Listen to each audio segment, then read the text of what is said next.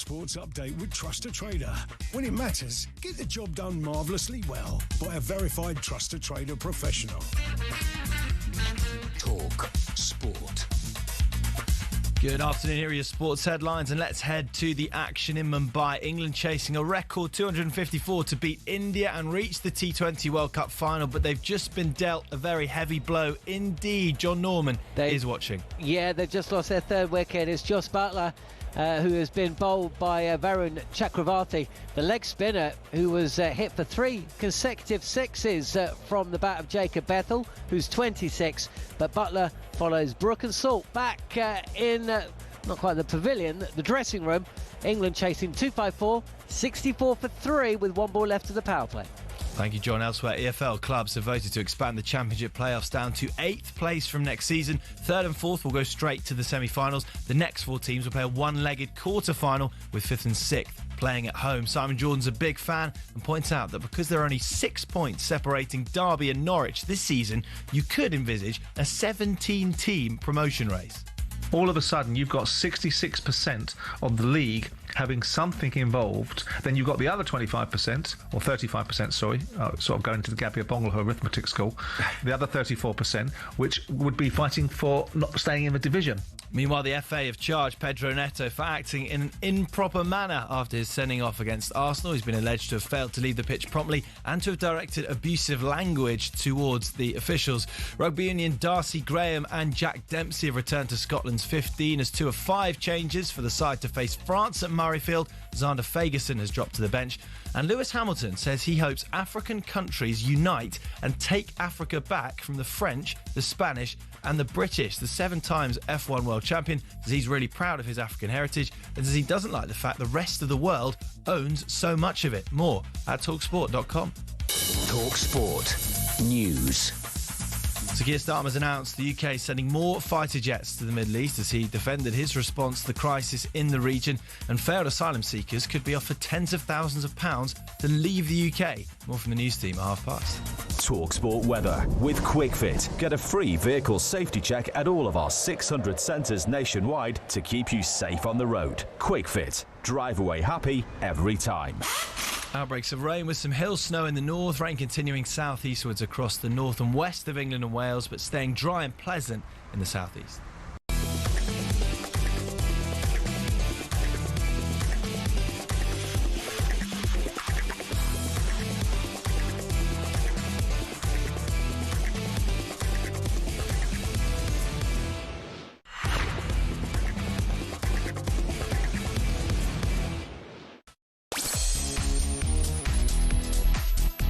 Hello, good afternoon. Welcome to Drive on talkSPORT with me, Andy Goldstein, and as you would imagine, Cheshire cat like Darren Bent alongside me. Here, by the way, Darren Bent. Yeah, whatever.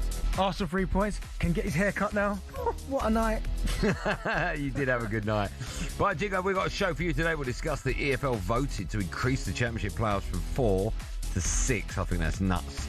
Does this damage its reputation? We'll start with that. So if you want to have your say on it, 03717223344. Keown's corner returns as Arsenal win ugly again, stretching their lead at the top to 7 points, thanks to Forest draw with City. City. We'll also take a look at yesterday's Premier League action as the pressure was piled on Spurs ahead of their huge clash with Palace tonight. And Kevin Atchard joins us for a bit of Drive Worldwide. All that plus we'll keep you right up to date with everything going on between England and India and the T20 World Cup semi-final. Bentley will be doing that through noises. And we'll hear from a few of the big names involved at the London Football Awards. A real busy show. Be a part of it. 03717223344. Oh, hello. Oh, Moose, I'll talk to you at the end. No worries. All right, man. We'll have it. 70 for 3 England at the moment. I'm sure throughout the show we need 184 more balls from... 184 runs from 81 balls. We'll keep you up to date with that as soon as anything happens. Well, it's happening all the time. But Ben, there'll be lots of noises from you. Probably. I'm guessing there were lots of noises from you last night. I mean, you had the perfect night. No, not after the football finish. All right, can I just ask you a question before we get to football, right? Because we've got loads of time. I was playing golf with a mate of mine on Monday, Tuesday. He said both him and his wife every night go to bed at 9. And I went, that's a bit weird. And he went, no, it's not. I went, trust me. Is that weird? Not particularly. 9 o'clock, 2 grown adults. Yeah, I don't go to bed at 9 o'clock, but sometimes when I get in from work, I might go straight to bed. Obviously. Really? Yeah, the missus is already in bed. Oh, that's why you go straight. No, but then it depends if football's on. I'll sit downstairs and watch the football. I find that bizarre. Like last night, trust me, we're going no bed. But so the moment the Arsenal game's finished, Yeah, I get that. Then it's 10:30, 11. I couldn't switch to Man City quick enough Oh, to right. see what was happening, and then that scramble at the end. But yeah, I don't think it's that bizarre. No, I do. Let us know what time you go to bed, everyone. See, that's what you'll be doing. Sorry. Shot 6. Is that 77? Yes, 77 for 3. I have a feeling I'll be doing that for the next hour. Sorry, it's nothing I can do. I know everyone wants to know how we're getting on in the semi-finals. What a night it was for you. We're going to talk about Arsenal a bit later on, talk about Man City. The haircut. And my team as well. How'd you get bit? I told you, honestly. I said on our WhatsApp group, there's no excuse for any team to lose to a team playing with 10 men. And he's done that twice now. Well, once was under Ruben Amorim. But it's still the same team. Yeah, okay, all right, calm down. Honestly, I'll tell you what, coming into the office today, I've never seen so many Arsenal fans pleased to talk to me. Yeah, good, because usually you're shoving bottles in front of their face and Yeah. giving them abuse and that. Yeah. So they turn on you. They're just, honestly, if because you will win it, but if Arsenal win the league, it'll be the worst team ever to win the Premier League. There won't be. The worst football. Well, no, listen. What we do is just line-outs from corners. Hey, it doesn't matter. It doesn't matter, you're right. We look at the points tally at the end of the season. Yeah, you're right. There are teams that have won the Premier League with far less points than that. Yeah. But no, it was good in that. But listen, we'll touch on Arsenal later. But honestly, the haircut scenario. So when it was... Can I just point out, in case people don't know, Bentley had a bet just before the Arsenal With Leighton. With Leighton. And Bentley agreed that he wouldn't get his haircut till Man United lose again. Yeah, not draw, just lose. And last night was the first night they lost. But you know what? Newcastle went 1 up. I went, here we go. But I remember I've been false sense of security. West Ham, Palace. So I said, you know what? It went 1-0 Newcastle. Then they were down to 10 men, weren't they? And then just before the break. Right, and then you scored. And I said, Man United won't lose it. They might not win it, but they're not losing. So that was the thing. I had the draw. Yes, I went, you know what? I'll turn it off. And I just so happened to be watching TV and I thought, went to bed. I thought, let me just have a look at the phone because it was a few lighting up and that. Went on there. The first message that popped up on my screen was, listen, you can get an haircut now. I went, what?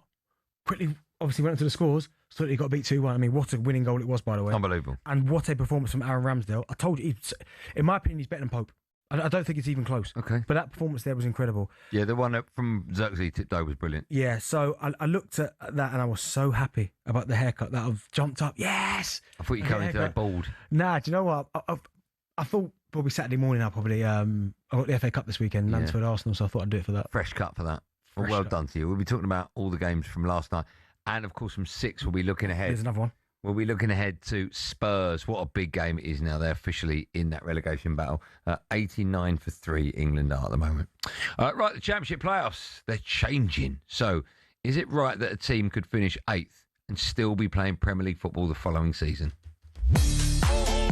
Tommy Watson runs to the edge of the area. A right-footed shot into the corner. And the teenager wins the playoff final for Sunderland and sends them to the Premier League. It's been shaken up before to give 2 more teams an opportunity to participate. It can only be for the good of the game. It's more exciting. It's part and parcel of the season. It keeps it alive. I think the drama... The burning heat of the playoffs on a scorching day at Wembley. Everybody loves the playoffs, don't they? Yeah, I think this is Bark, and if you don't know what I'm talking about, well, pin back your luggles. The EFL clubs have voted in favour, I bet they have, of expanding the Championship playoffs from 4 to 6. It copies the format already used in the National League and comes into play next season. So clubs finishing 3rd and 4th, they're going to... Okay, 1 and 2 go up, we know that. 3rd and 4th, they're going to progress directly to the semi-finals, while a one-legged quarter-final will be played with 5th at home to 8th and 6th at home to 7th. Simon Jordan was alongside Jim White earlier, and he explained why he thinks the changes have come about. It creates more intrigue for a greater variety of teams, which does 2 things. Keeps attendances high, and keeps broadcasters engaged. And so it's all about money. Right. Nothing wrong with that, because that's the currency of the day. But the fact of the matter is that the predominant opportunity is for them to finance it better. But the secondary benefit is that there's more engagement. And as you say, it creates more jeopardy for more sides with more opportunity. When he says nothing wrong with that, listen, I love Simon. Of course I do. I think he's a fantastic broadcaster. He's brilliant. But when he says there's nothing wrong with that, see, I think the opposite. I think everything is wrong with that. The fact that our sports are being dictated to because of the amount of money in the game doesn't make it as pure as we'd like to. Now, I'm not stupid enough to think that that's never been the case. It sadly will always be the case. And as time moves on with the engagement of social media, with live sport, etc., there's going to be more money being spent in all sports, not just football. And that means people with the money are going to make more decisions. And it's going to change sport. I totally understand that.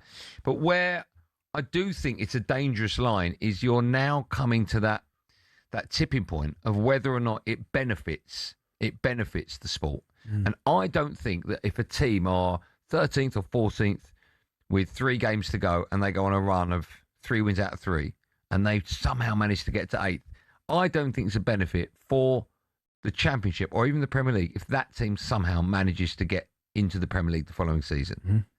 And so I don't think it's right. I don't mind it. And I'm not surprised the clubs voted in favour of it because it gives more opportunities for more of the clubs to get themselves in there. Yeah.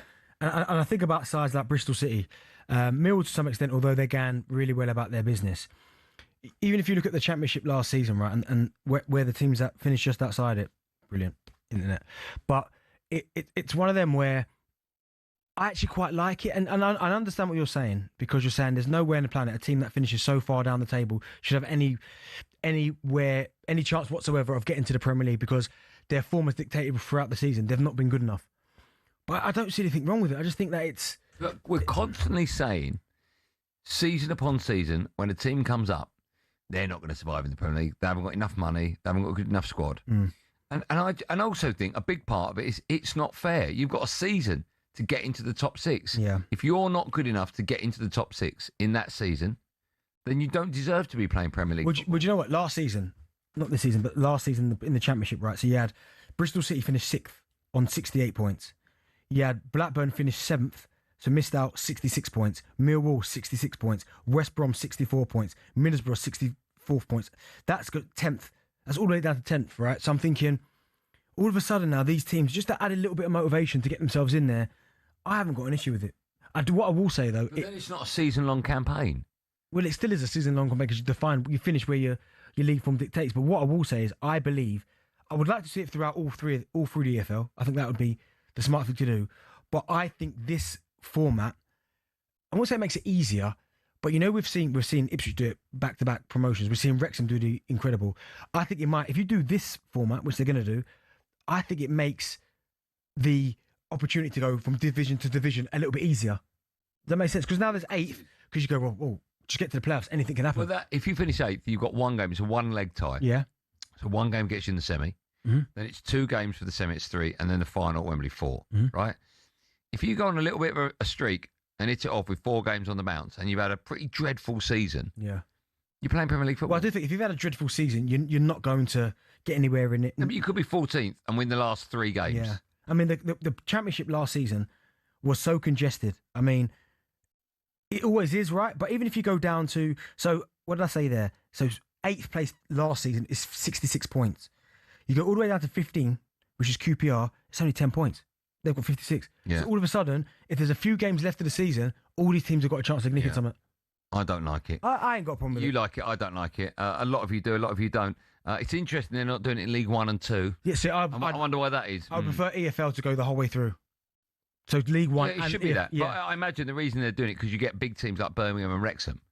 And there is that sort of thought process that, we want them in the Premier League. That'd be great. Let's give them a chance. If you're going to do it throughout all the leagues, not just the Championship. Right, but you see about League 1, you talk about big clubs in the Championship and you're right. Yeah. But if you start going to League 1 as well, you've got Cardiff, big club, been in the Premier League. Yeah. Bolton, big club have been in the Premier League, spent many a year. You've got likes of Reading, Huddersfield. These teams have had Luton, have had spells in the Premier League. So well, then do it again. Exactly. Do it in Division 1. Do it in Division 2. I agree. Okay. I'm not a fan. Benty is. What do you make of it? 03717 22 From 5, we'll be talking Arsenal, obviously. From 6, we'll be gearing up to Spurs. So if you're going to get in your car and you're going to go to the lane tonight, let us know. The normal number, if you want to be part of our show, 03717 22 It's all hotting up in the cricket. Let's head over to John Norman. He's watching England's T20 semi-final against India. John, where are we at the moment? Well, it's been an extraordinary game. England are past 100 and ahead of where India were at a similar stage, but they've lost more wickets. 4 wickets down, 108 for 4. They're chasing what would be not quite a world record, but it'll certainly be a record for England. 254. The target from a 2020 with Sanju Samson top scoring with 89, but runs all around Ishan Kishan, Shivam Dubey, as well as late order runs from Tilak, Varma and Hardik Pandya. England miles off. 95% chance India were going to win this match. That hasn't really changed, but Jacob Bethel is batting on a different planet from anybody else in the England setup. 4 wickets have fallen, but whilst he's still there, there's an outside chance. He's 48 from just 17. England need 146 runs from 68 balls to win this match and take a place in the final against New Zealand on Sunday. India big favourites from here, but where there is Jacob Bethel at the crease, there is a chance. 108 for 4. John, while you're there, we've got, 60 or 67 balls left now, 108 for 4 England. Yeah. What numbers do we need to start looking at? 112 for 4 now before we get a little bit excited. Well, T20 is such a short sport, or such a short format. You can get excited now, actually. Whilst Bethel's there, England have actually got, they've got a chance. 48 from 17. He's going at a strike rate of nearly 300. Even today, when we've seen some extraordinary batting, it's a really good pitch for batting. But, even today, this innings stands out. He's hitting the ball so crisply, and he's just picking parts of the field where there are no fielders. Okay. So it's been quite something. If he doubles it in the same kind of speed, then it could be. Is it coming home? No. I love your honesty. John, we'll speak to you in a bit. Thanks for that.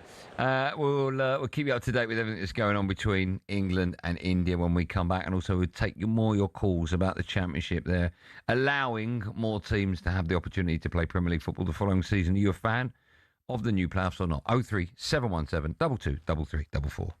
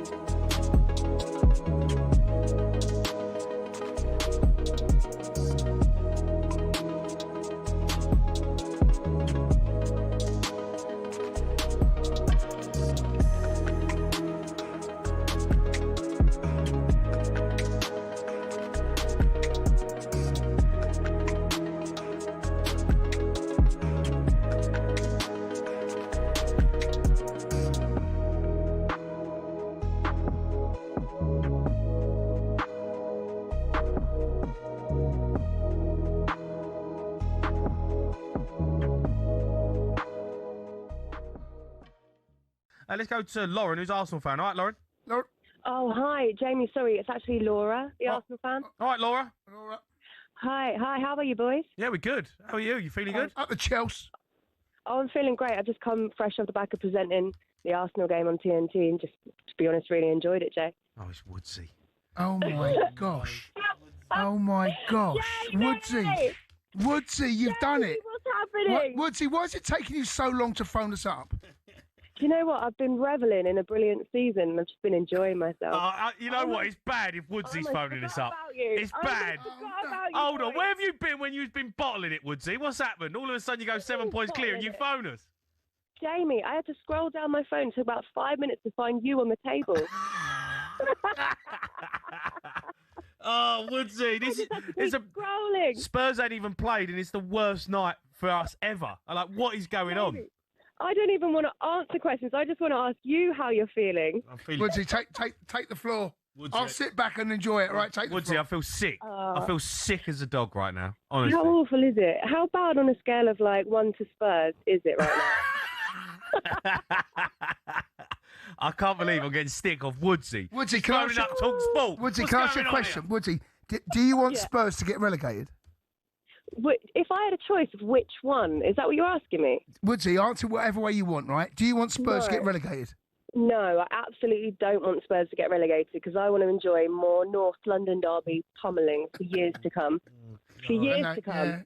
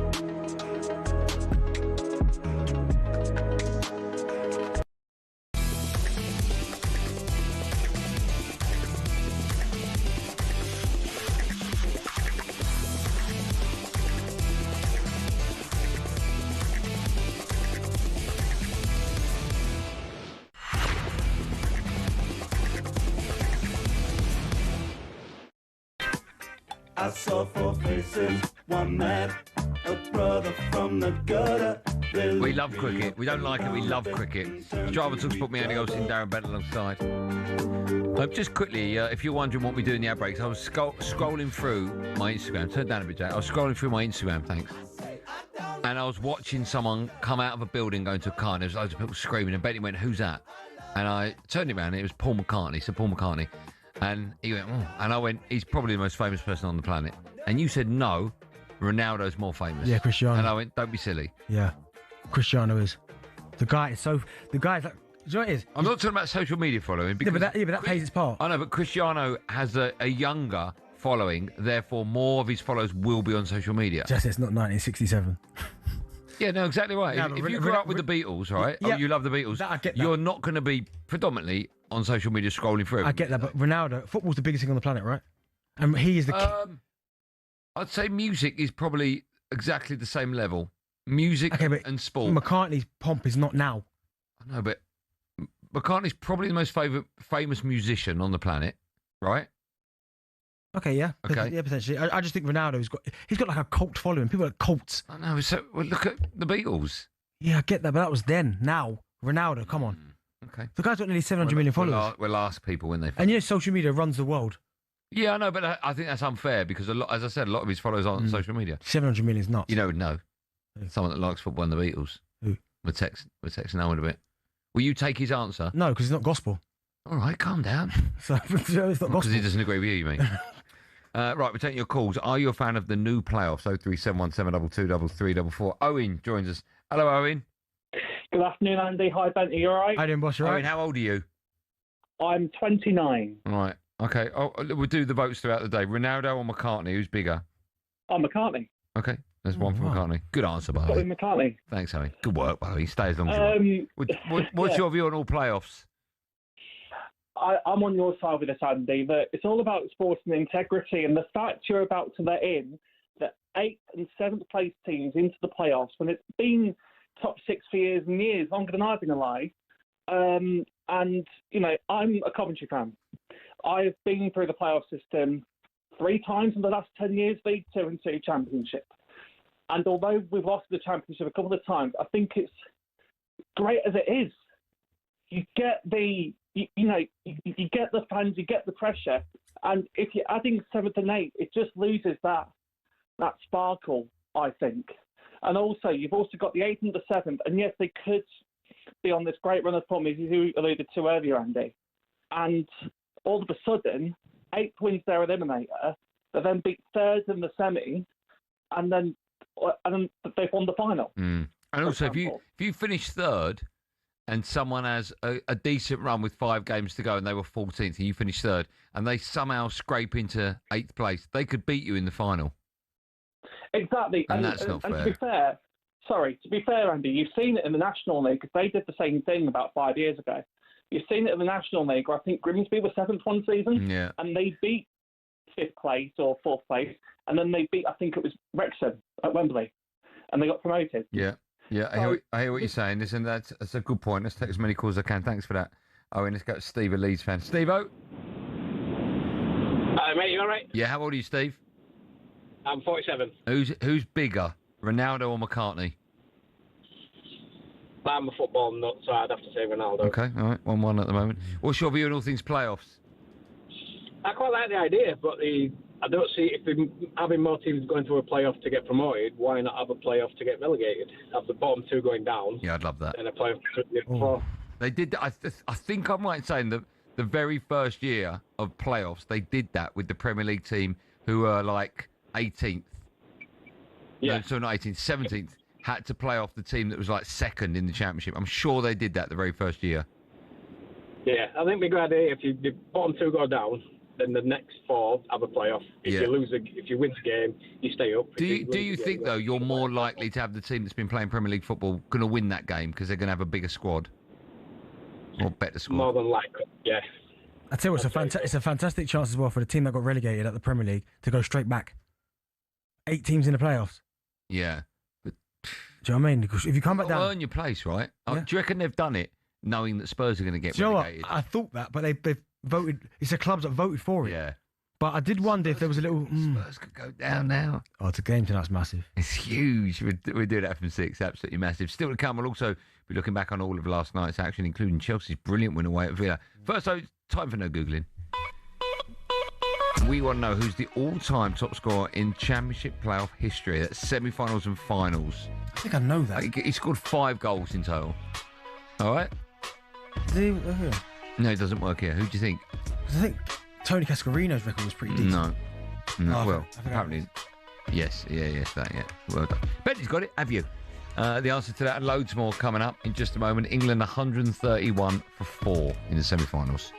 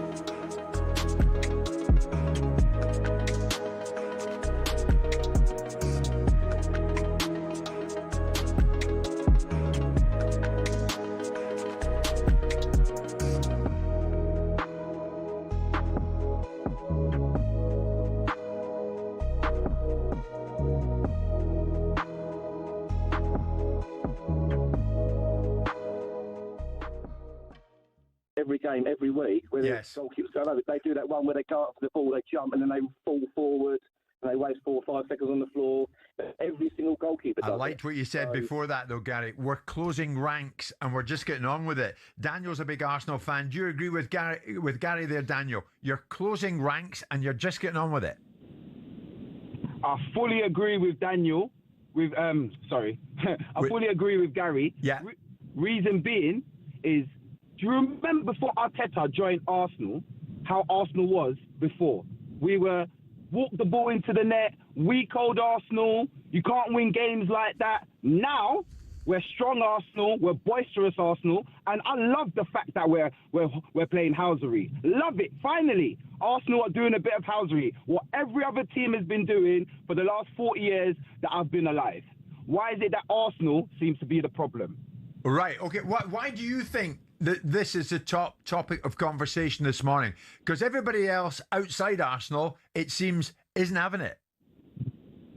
Well, it could be down to jealousy. It could be down to Gabby and Bon Lahore spatting out rubbish, or Jamie O'Hara, jealous O'Hara, spatting his rubbish. Okay. It could be down to that. You're not bothered, Daniel. As long as you drive towards winning this title, that's all that counts. No way. Arsenal, Arsenal, Arsenal. Okay, Daniel, thank you for that.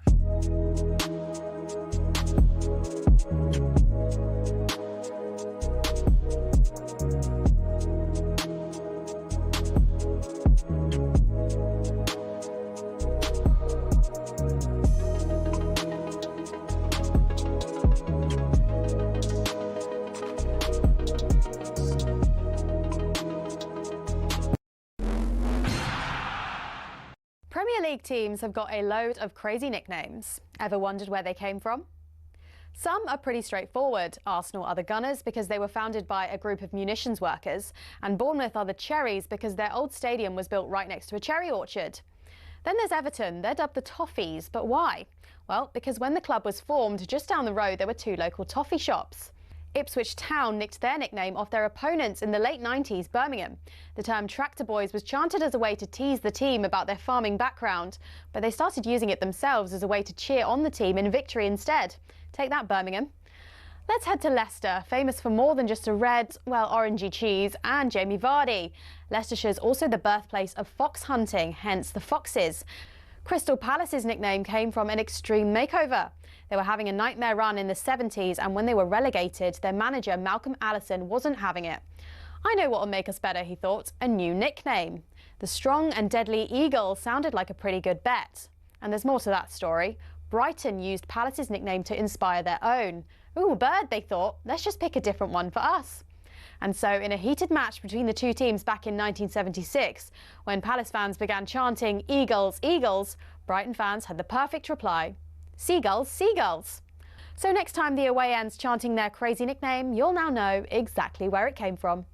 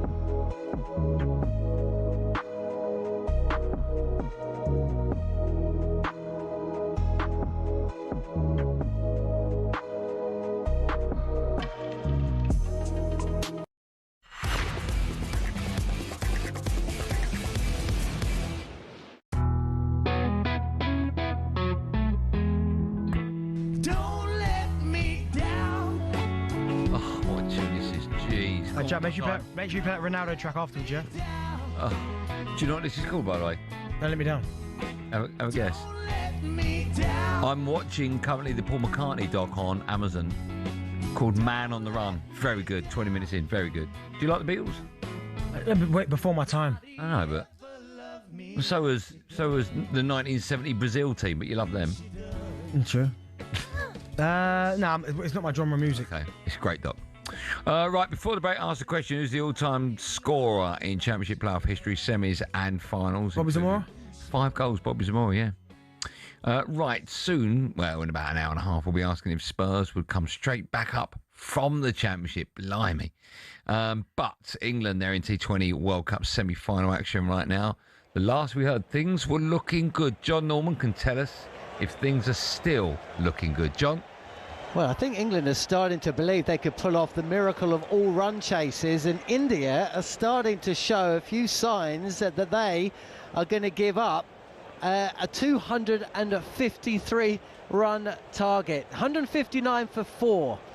England, we've had 13 overs of the run chase, so they need 94 from 42 deliveries.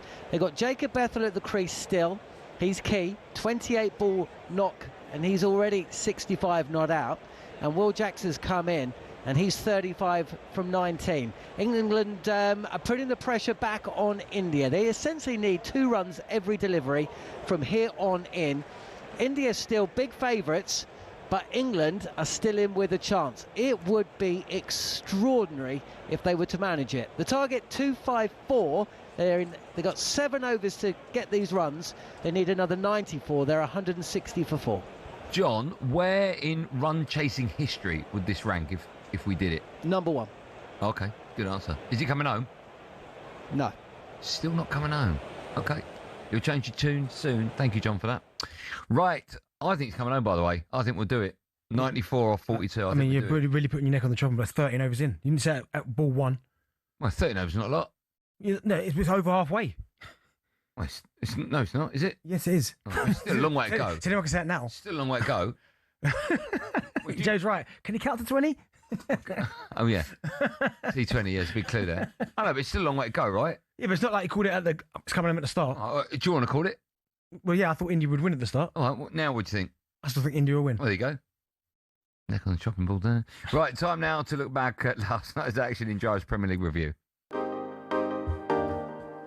I'll tell you nearer the time, actually. 16:37, 6.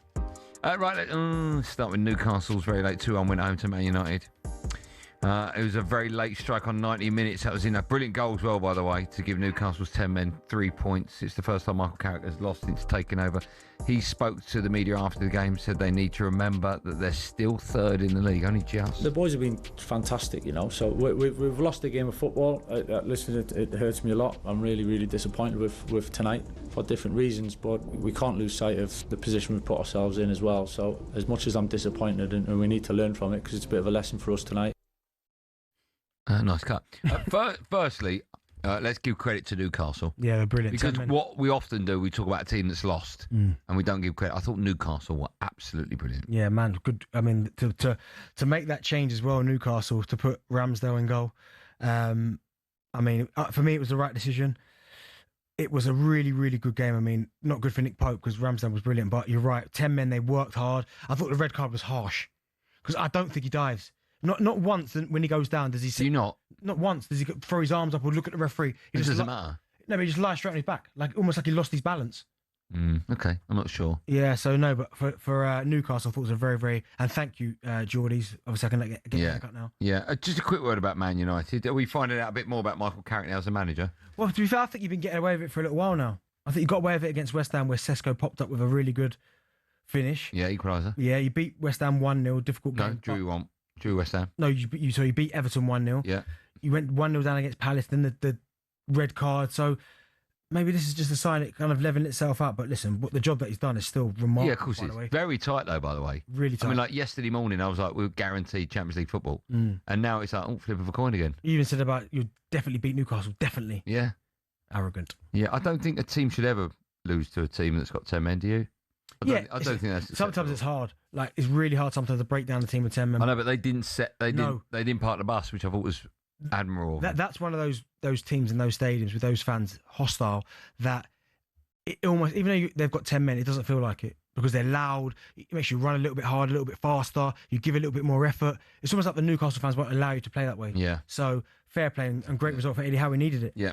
A great result. Let's move on to talk about Chelsea and their massive 4-1 win away at Villa. It moves Chelsea back up to fifth, 3 points behind United and Villa. Their boss, Liam Rosenior, spoke to the media after the game. He was full of praise for his striker, João Pedro, following his hat-trick. Top player. I think he's growing in confidence. I think his hold-up play, the energy he puts into the team in terms of his press, his movement, his goal with the left foot is world-class. The finish is magnificent. But actually, I'm really, really delighted with his 2 tap-ins that he got. He was in the right place at the right time. We worked hard with him on that. That's probably the main difference now. Liam Rosenior's Chelsea. He was playing as a 10, now he's playing as a 9. Yeah. And he looks great in front of goal, right? Yeah, I totally agree with what Liam's saying there. The tap-ins. I love I think it was was it his second one? Where they roll it across and he just busts a gut to get into the penalty box. And that's what you got to do as a centre-forward because he is used to playing as that 10 role, but he's scoring goals. They're playing really well. And yeah, I mean, it's coming together for Liam. There's still going to be fans out there, Chelsea fans out there, that don't believe in him and think, it's only a matter of time. But all he can do is control what he can control. Very bizarre, isn't it? He is bizarre, but he's getting results. They're playing well. He's getting the best out of some of his players. Even the last goal, which looked so simple, where he went over the top, Garnacho took a good first touch. It's great. He wasn't greedy at all. I like that. Squared it, tapped it in the net. That tells you they're believing in what the manager wants. If he was foreign, Liam Rosenior, right? Everyone will be lauding him now. Oh my God, yeah, of course. Because he's and this is the thing I don't get, right? Yeah. We go on so often about the opportunity for young English coaches, right? We go on about why there's no English coaches, where are they? They never get the top jobs. Then someone gets one and we're like, nah. You know what I mean? So sometimes we don't help ourselves. Yeah, he looks great. Yeah. He looks great. So is that only Arsenal that lost to? Yeah, twice, yeah. 3 times. Twice. Oh, 3 times, yeah, sorry. 3 times, yeah. Right, let's move on. Discuss. Villa, by the way. How bad are they? Yeah, that really surprised me. And at home as well. I mean, their form has fallen off a cliff. Fallen off, and Watkins, the chance he made. Scored a good goal though. Yeah, but in that scenario, you can't be offside, Andy. When you're in line with the back line, you should be looking. You've got the whole. You're looking across the line. No excuse for that. No excuse. And then he took it well. He did take it well. I know it was offside, but yeah. And then the one afterwards, because he's so nervous now because he ain't scored for a while, he tries to take too long. Just put it in the net. Yeah, it's tough when you're a striker, right? It's tough. Let's move on. Discuss a big result in the title race. Man City's 2-2 draw home to Forest. It leaves them 7 points behind Arsenal. Still have a game in hand, but the title looks like it's out of their hands now. Well, it is. Pep Guardiola spoke to talkSPORT afterwards and said his team must improve. I always said to the team, I said my subject weeks ago, so I had to do better. I always had to do better to make the officials intervene, otherwise Man City, we don't have chance. We have to do better. So we have to rely on what happened that season, and we have to do better.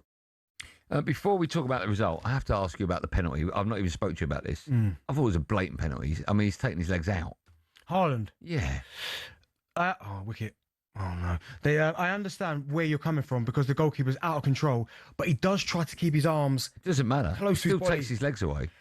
Yeah. Oh, it's a definite penalty. See, but you know what? Haaland's reaction tells me that he weren't sure because he didn't turn around and scream at the referee, did he? He just turned around and smiled. Maybe not, but when you look at it, I mean, the reason he's not standing anymore is because the goalkeeper wiped out. Yeah. So, listen, wiped out is exactly the description. I understand what you're saying, but I do feel for him because his arms are like that, but it happens. You get them and you don't. Big result for you lot, Arsenal. Yeah, it's huge. But City, Have you won it now? Is it done? No, it's not done. But my boy again, player of the season, Semenyo, stepping up. Great goal again.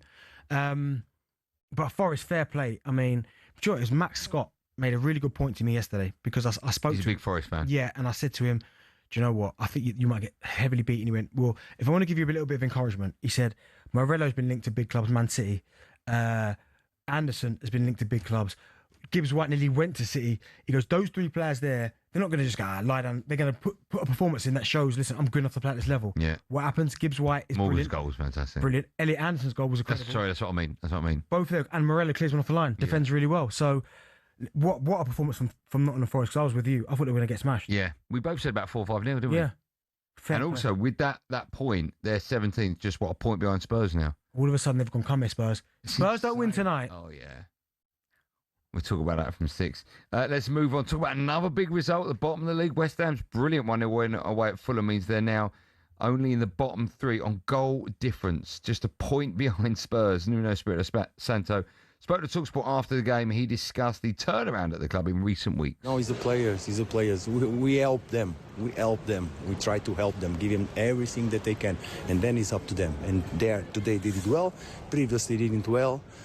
They realized that we have to react. Now we are in a positive mood. Okay, fantastic. Let's take it to the FA Cup. Now, that result for West Ham is absolutely gigantic. Massive. Because Fulham, they ain't no pushover. Nope.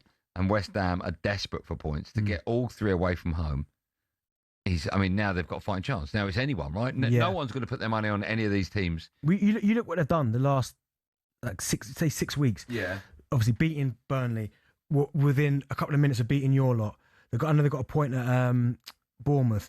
Even getting beat 5-2 wasn't the worst result against Liverpool because they played well. So they've got this confidence.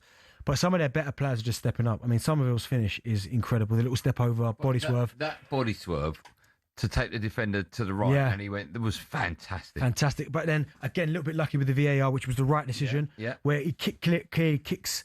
You got kicked, yeah. Yeah, Castanelos back. But no, fair play. That's why VAR is great. Yeah. For those things. But no, yeah, they're playing really well, West Ham. They've got the bit between their teeth. And they're playing with a side. They're playing football where it shows me they believe they can get out of this. Yeah. Who's going down, Benny? Burnley, Wolves. Yeah, I know that. Right now? I don't know. There's no right or wrong. I'm just curious. Do you know what? It's a tough one, right? Because all of a sudden, I'm looking at Leeds. Right? Yeah. I don't think they're going to go down, right? But they're only on 31 points. I know, yeah, they're in it. So... Put a bet on right now. Just a $5. Where are you putting your bet? Forest, Burnley, Wolves. You put it on Forest? Okay. And then they've got good players, man. Just got a point at City. Yeah. All right. I'll ask you tomorrow. It's going to be fascinating, this. Tonight is. Right. As you probably heard from Bentley, there has been a wicket in the cricket, England's T20 semi-final with India. It's a big one as well. John Norman, not good. No, Will Jackson's gone, but Bethel's still there. And when you crossed to me about half an hour ago, I said he was key. Still is the case. He's 74 from 33. It's a shame, really, because, India just showing signs that they're buckling a little bit. And Arshdeep Singh had bowled 3 consecutive wides, what would have been the final ball of his over. And his final delivery wasn't wide. It was a full toss. And Will Jacks has essentially sliced this on the drive.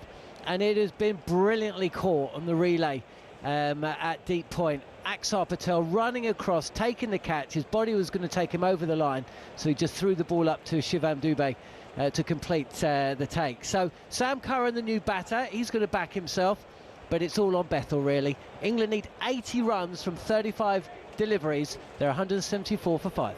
John? No, it's not, mate. It's not coming home? Afraid not. Not this time. All right, we'll come back to you in a bit. Thanks, John. A reminder, from 5 o'clock, we'll have some Arsenal chat in Keown's Corner. So, Arsenal fans, if you think it's coming home, maybe it's home already, 03717 223344. This is Drive on talkSPORT.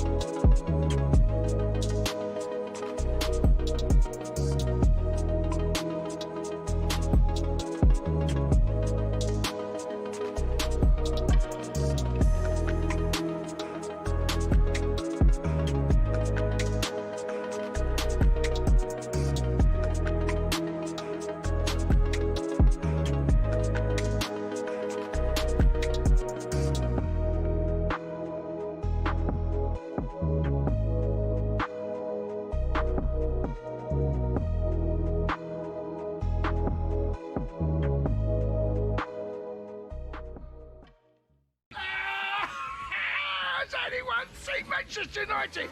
Has anyone seen Michael Carrick's new contract? New job offer, contract, job offer. Can you me contract? You almost don't win. Hell of a beating Fergie, blessing Ruben Amorim. Where have you been, Ruben Amorim? Eric Ten Hag, Wreck-It Ralph. Can you me Wreck-It Ralph? You almost don't win. Hell of a beating Ollie at the wheel. Was that my plate? What's happening? It's all gone wrong. Help me out, Greg. Help me out. Help me out. Has anyone seen Darren Fletcher? Has anyone seen Fred the Red? Fred the Red, your boy took one. Hell of a beating Mick Hucknall. The Big Rat Barbecue. The Big Rat Barbecue. Can you me Big Rat? Your boy took one. Hell of a beating Alex Crook. Frank Eiler. Can you me Crookie? Andy Goldstein. Andy Goldstein. Andy Goldstein. Your boy took one. Hell of a beating. Has anyone seen Aston Villa? Has anyone seen Gabby Aguilar? Your boy took one. Hell of a beating up the Chelsea. Terrible night for Spurs. We ain't even kicked a ball. Arsenal put themselves 7 points clear at the top of the table. They were shocking, though, but they managed to win. Man City threw it away. West Ham won. They're starting to look decent. Nottingham Forest get a point. Spurs, oh, wow, we're 1 point above the drop zone. What is going on? Chelsea, they made a statement. 4-1 win. What on earth has happened to Aston Villa? They fell off a cliff. They have gone. And Manchester United, woo! What's happened there? They've thrown that away as well.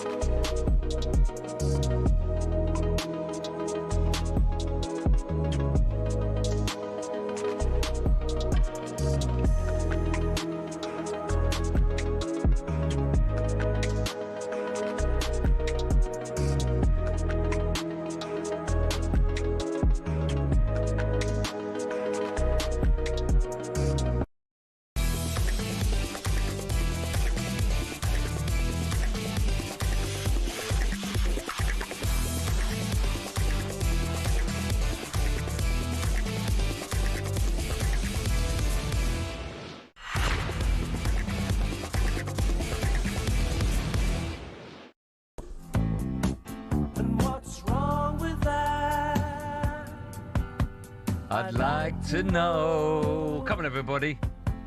Here go. That's the word. Again. Come on, McCartney. Give it some. Do you know what it's called? Silly Love Songs. For what? Silly Love Songs, I think it's called. I think. Good album. No, good song. I'm trying to pick a song. Jack, I'm going to tell you the song to play. Paul You're not McCartney. banned, is it? No, it's McCartney Day, though. Yeah. Beatles Day, there you go. Yeah, Mark McCartney, right? So I can request a McCartney song. Who's Mark McCartney? No, just McCartney, Paul McCartney. Yeah. I can request a McCartney song. Well, if it's the frog song, you can't. No, but like, frog song. No. You did the frog song. What are you going for? Oh, no, I'll see in a minute. I know exactly what it'll be. Mine with Michael Jackson. It's going to be that, isn't it? It's Drive on talkSPORT, me, Andy Goldstein Darren Bent. By the way, Noel Gallagher has sent in, thank you, Noel, a voice note to me, and well, to us, explaining who he thinks is bigger, Ronaldo or Paul McCartney. So we'll play that out in a bit. The one with Michael Jackson, yeah? No, don't. Say. That's it, yeah. Do you know they never met, by the way, for the making of that song? Not even the video? No. Oh, they might have done for the... No, the video, of course they did, but the singing they didn't. Okay. I'm recording it American one here. Imagine that. Great song, though, isn't it? Here's a little stat for you. I saw this today on social media, right? Get this. If you listen to Michael Jackson's Thriller album today, it's like today listening to music. No, sorry. It's like when that came out, like listening to music from 1939. That's the gap, 44 years. Wow. I mean, it sounds crisp, though. Yeah, I still wouldn't listen to it anymore. Yeah, I would. Record. Just quickly, we'll be joined by Keown for a bit of drive worldwide. EFL clubs have voted in favour of expanding the Championship playoffs from 4 to 6. Right, time now for this. Objection! Sustained. I sentence you to a lifetime of supporting United. Football Court is now in session with Judge Paddy on talkSPORT with Paddy Power. Yes, time now for Order in the Court as we welcome Mr. Happy himself, Alex Fitzgibbon, from our friends at Paddy Power for this week's Judge Paddy. You right, Al? Well, lads, how are we keeping? All good? Who's more famous, Cristiano Ronaldo or Paul McCartney? Ronaldo, surely. See, Fitzgibbon, he knows. Yeah, Alex knows. How old are you? What, 21, 22? Something like that. 27. I'll put you down as NA. How are you, Alex? 27. 27, all right. Don't keep pushing this. Yeah, good. It's Good, like I'm a Bendy. bouncer How are and you've you? got to get into my club. Yeah, I'm good, man. After last night's results, I am very, very good. Thank you. Yeah. You finish So you you're getting a bit nervous, though, are you? Like, genuinely, at times, like, getting a bit nervous right now. Nah, I'm right. We're listen, calm as they come. Yeah, I'd love to have time for Alex Fitzgibbon and friends, but we haven't, I'm afraid, Alex. Let's get straight into it. What are we talking about Should this have week? a segment for you and Martin Keown, maybe. Yes, it's a great idea, yeah. If any more ideas, send them to Producer Joe. or keep them to yourself, up to you. What are we talking about this week, Alex?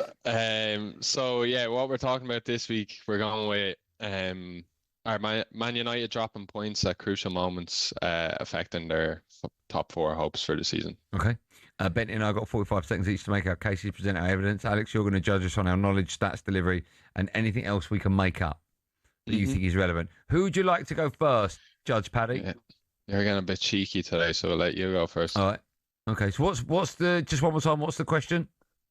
Will Man United dropping points at crucial moments in the season will it cost them? affect? Will it cost them? Basically, yeah. Okay, and just before we start, do you mean top 4 or 5? 4. Okay. My 45 seconds starts now. Court is now in session, and it's already wildly unprofessional. Well, of course, dropping points at any stage of the season is going to affect your final league position. From Manchester United's point of view, they shouldn't even be there or thereabouts. To be third at the moment in the Premier League is quite remarkable. So, firstly, well done, Man United and Sir Michael Carrick. There's been a lot of bizarre results over the last couple of weeks. Everyone dropping points. Chelsea have looked good, then they drop points, then they look good again. Aston Villa, well, they just look bad. Liverpool somehow winning games when they shouldn't. And Man United, for the first time under Michael Carrick, drop points. But they're still third. I still think they're better than teams below them. So, in answer to your question, no. Man United do not have any chance whatsoever, clip it, of missing out on Champions League football this season. Or next. Order! He was on the money this time as well. Remember last time he had a mayor? You were too busy talking. Yeah, I don't see anywhere where it says time for Alex to ad-lib. Anyway, Ben, you're next. Are you ready for your 45, DB? I am indeed. Off you go, my friend. All rise for the Honourable Judge Paddy. Yeah, I think there's a big chance they miss out. You've got Liverpool there, who are 6th currently, 48 points. Chelsea, 48 points. Villa, 51. And Man United, 51. Like bingo, this is. So, I do. And when you look at Man United's recent performances as well, yes, they have been winning games and fair play. You've got to find a way to get it done. But they haven't looked their most convincing. And it started West Ham, Sesko with a last-minute goal. Then Everton, just about getting over the line with that one. Palace, 1-0 down, 10 men. Another win. 10 men. And then again, Newcastle last night, where they go down to 10 men, but managed to to get all 3 points. So I think the cracks are starting to appear, but he's still done a wonderful job. But I don't think it's as obvious or 100% that Man United definitely get it. I think there's still a chance that they do miss out on the top 4 or top 5 because teams behind them are winning games and coming up behind them. Order. Long time, innit? Too long, 45 seconds. No, I like that. Oh, Andy, he lost the plot there, didn't he? I'll never lose the plot, Alex. No, not you. Oh, Benty. Yeah, he was going around houses, wasn't he? No, I weren't. Cracks starting to appear. Yeah. Yeah, that's crazy. You lunatic. That's a crazy Just show. one game ever. 'Cause that's a crack, is it? Yeah, it's a crack. You're a disgrace. Alex, you are, of course, in charge of everything. Who do you think Andy. has won? Andy, this week. Oh, I Quality. Quality. My new favourite person, Alex. Yeah, brilliant, Alex. Yeah. Good work, Al. Where's, by the way, you're looking amazing. If you don't mind saying, you look great. where's Lewis at, Richards? No, Where's he Lewis Richards at? I'm on Lewis. for the next 2 weeks now, so you'll have to deal Good. with me. Right? Well, I'm pleased. My email got through because that's what I asked for. Maybe try and do something that's a bit more neutral. Well, maybe try that. Do what you want, Judge. It's up to you. Right? Thanks. Waiting for Andy to roast me just before. No, I leaving. won't do that anymore. You picked the right answer, so well done. Alex, thanks for Cheers, coming on. lads, Have a as lovely always. day. Cheers, man. Have a good day. Bye. You too. There you go. The wonderful Alex. He's one of my favourites, actually. There will be another debate in front of Judge Paddy next week, 18+, gambleware.org. Judge Paddy on talkSPORT with Paddy Power. Your hair's in bits, mate. You need to get that sorted. Oi! Forget everything I just said. From 6 o'clock, Tottenham fans, we need you to phone up. How real now is Championship football next season? 03717223344. One of the biggest games Tottenham have had for years. For years and years and years. So we're doing that at 6. But when we come back, Arsenal fans, I'm sure you want to phone up and shout from the rooftops. 03717223344. Because when we come back, it'll be time for Keown's Corner. Benty's is almost gone anyway.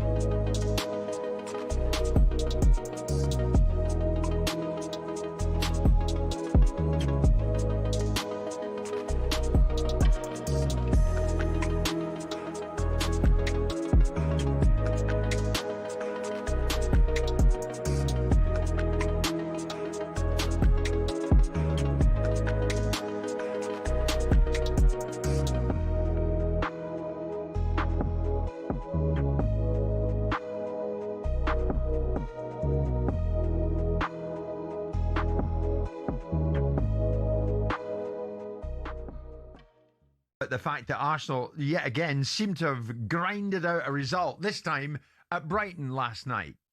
But Simon, did you say in the passing there seems to be some kind of bias towards Arsenal or against Arsenal?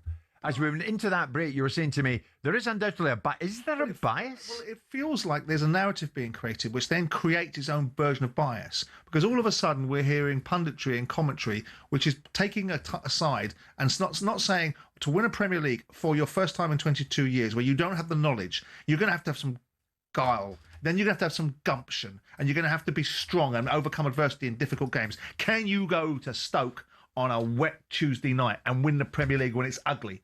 So Arsenal are saying, yes, we can. Yeah. We can also top the Champions League. Yeah. We can also be in the in finals of the League Cup, and we can also be in the FA Cup. But subsequently, now what's happening is people are going, let's really unpick this and really unwind it and say what we think it should be and judge it by a different set of standards that we've judged other people by. Right. Now, I don't like to find myself in the camp where I'm veering towards Keown cul-de-sac. I was going to say, you've crossed the divide. But I'm not crossing the divide in the way that they are, because I think their observations about punditry is silly, because I think the pundits like Neville and other people go after Man United as much as they go after Arsenal. So they're either good pundits or bad, but you like the pundits or you don't. But I feel that when you start hearing the kind of comments that we're hearing, and now the managers are doing it, I don't think I've heard a manager talk about another manager's choice of play. Yes, when they're one of the lesser sides, when it's like Arsenal were doing it to Bolton because you saw Arsene Wenger bristling, and we all used to laugh going, you can't take it up here. But you quite liked what Ursula said at the end of that game last night, didn't you? Not really. I have a bias because he's a Brighton manager.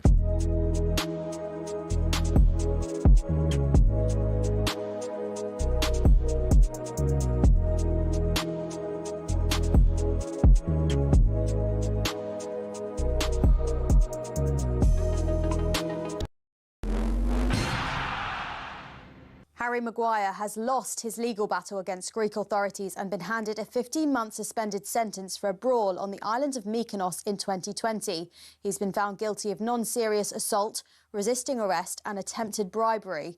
Maguire maintains his innocence and his legal team will appeal the verdict. Head to talksport.com for more on that. Now, following Liverpool's 2-1 defeat at Wolves last night, Danny Murphy says the mood music's not looking good for Arne Slot. I mean, I know a lot of fans, follow a lot of people who do stuff on social and stuff, and the tide's turning. I think a lot of fans don't think they'll get in the top four the way they're playing. I don't even think the FA Cup would save him if he finished out the top four and got knocked out of the Champions League. Liverpool are fifth after losing at Wolves, and Rob Edwards might be overseeing an impressive upturn in form, but Simon Jordan is still not a fan. Happy to be wrong if in that respect. Do I think he was a treacherous hound? Yeah, I do. Do I think there's changed? No. You sat in that seat and said, I hope they go down. I do.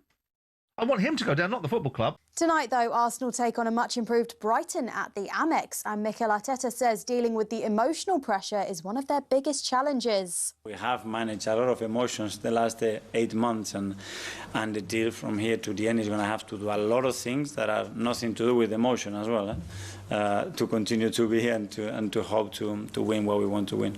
Man City welcome Nottingham Forest tonight, but on the other side of Manchester, Michael Carrick says he can't rule out United in the title race. Above us now, there's two fantastic teams. There's some really good teams in and around us. So we've had a good run. We're certainly not getting carried away. And we've got to be patient. We've got to be living in the moment a little bit.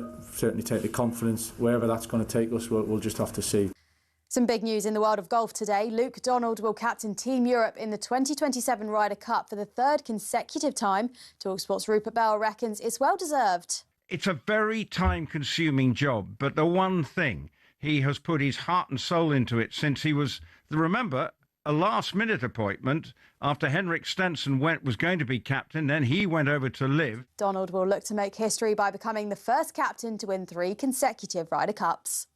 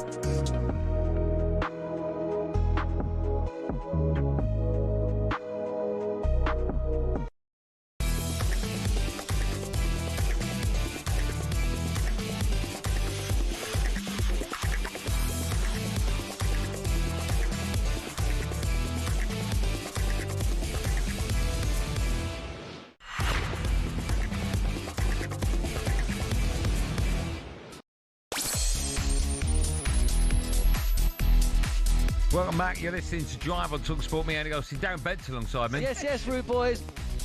No need for that. Still to come, we'll be joined by Kevin Atchard for a bit of Drive Worldwide. Just quickly, England need 41 runs. Or 14 balls. That ain't happening. No, you never know. I do know that. No, Beppa got the crease. That ain't happening, mate. You need to start whacking these. 17.5 and over they need. No, in no the chance. next. No chance. We keep up to date with that, but yeah, I think John Norman's right. It's not coming home. Right. Time now for this, Arsenal fans. Keown's Corner.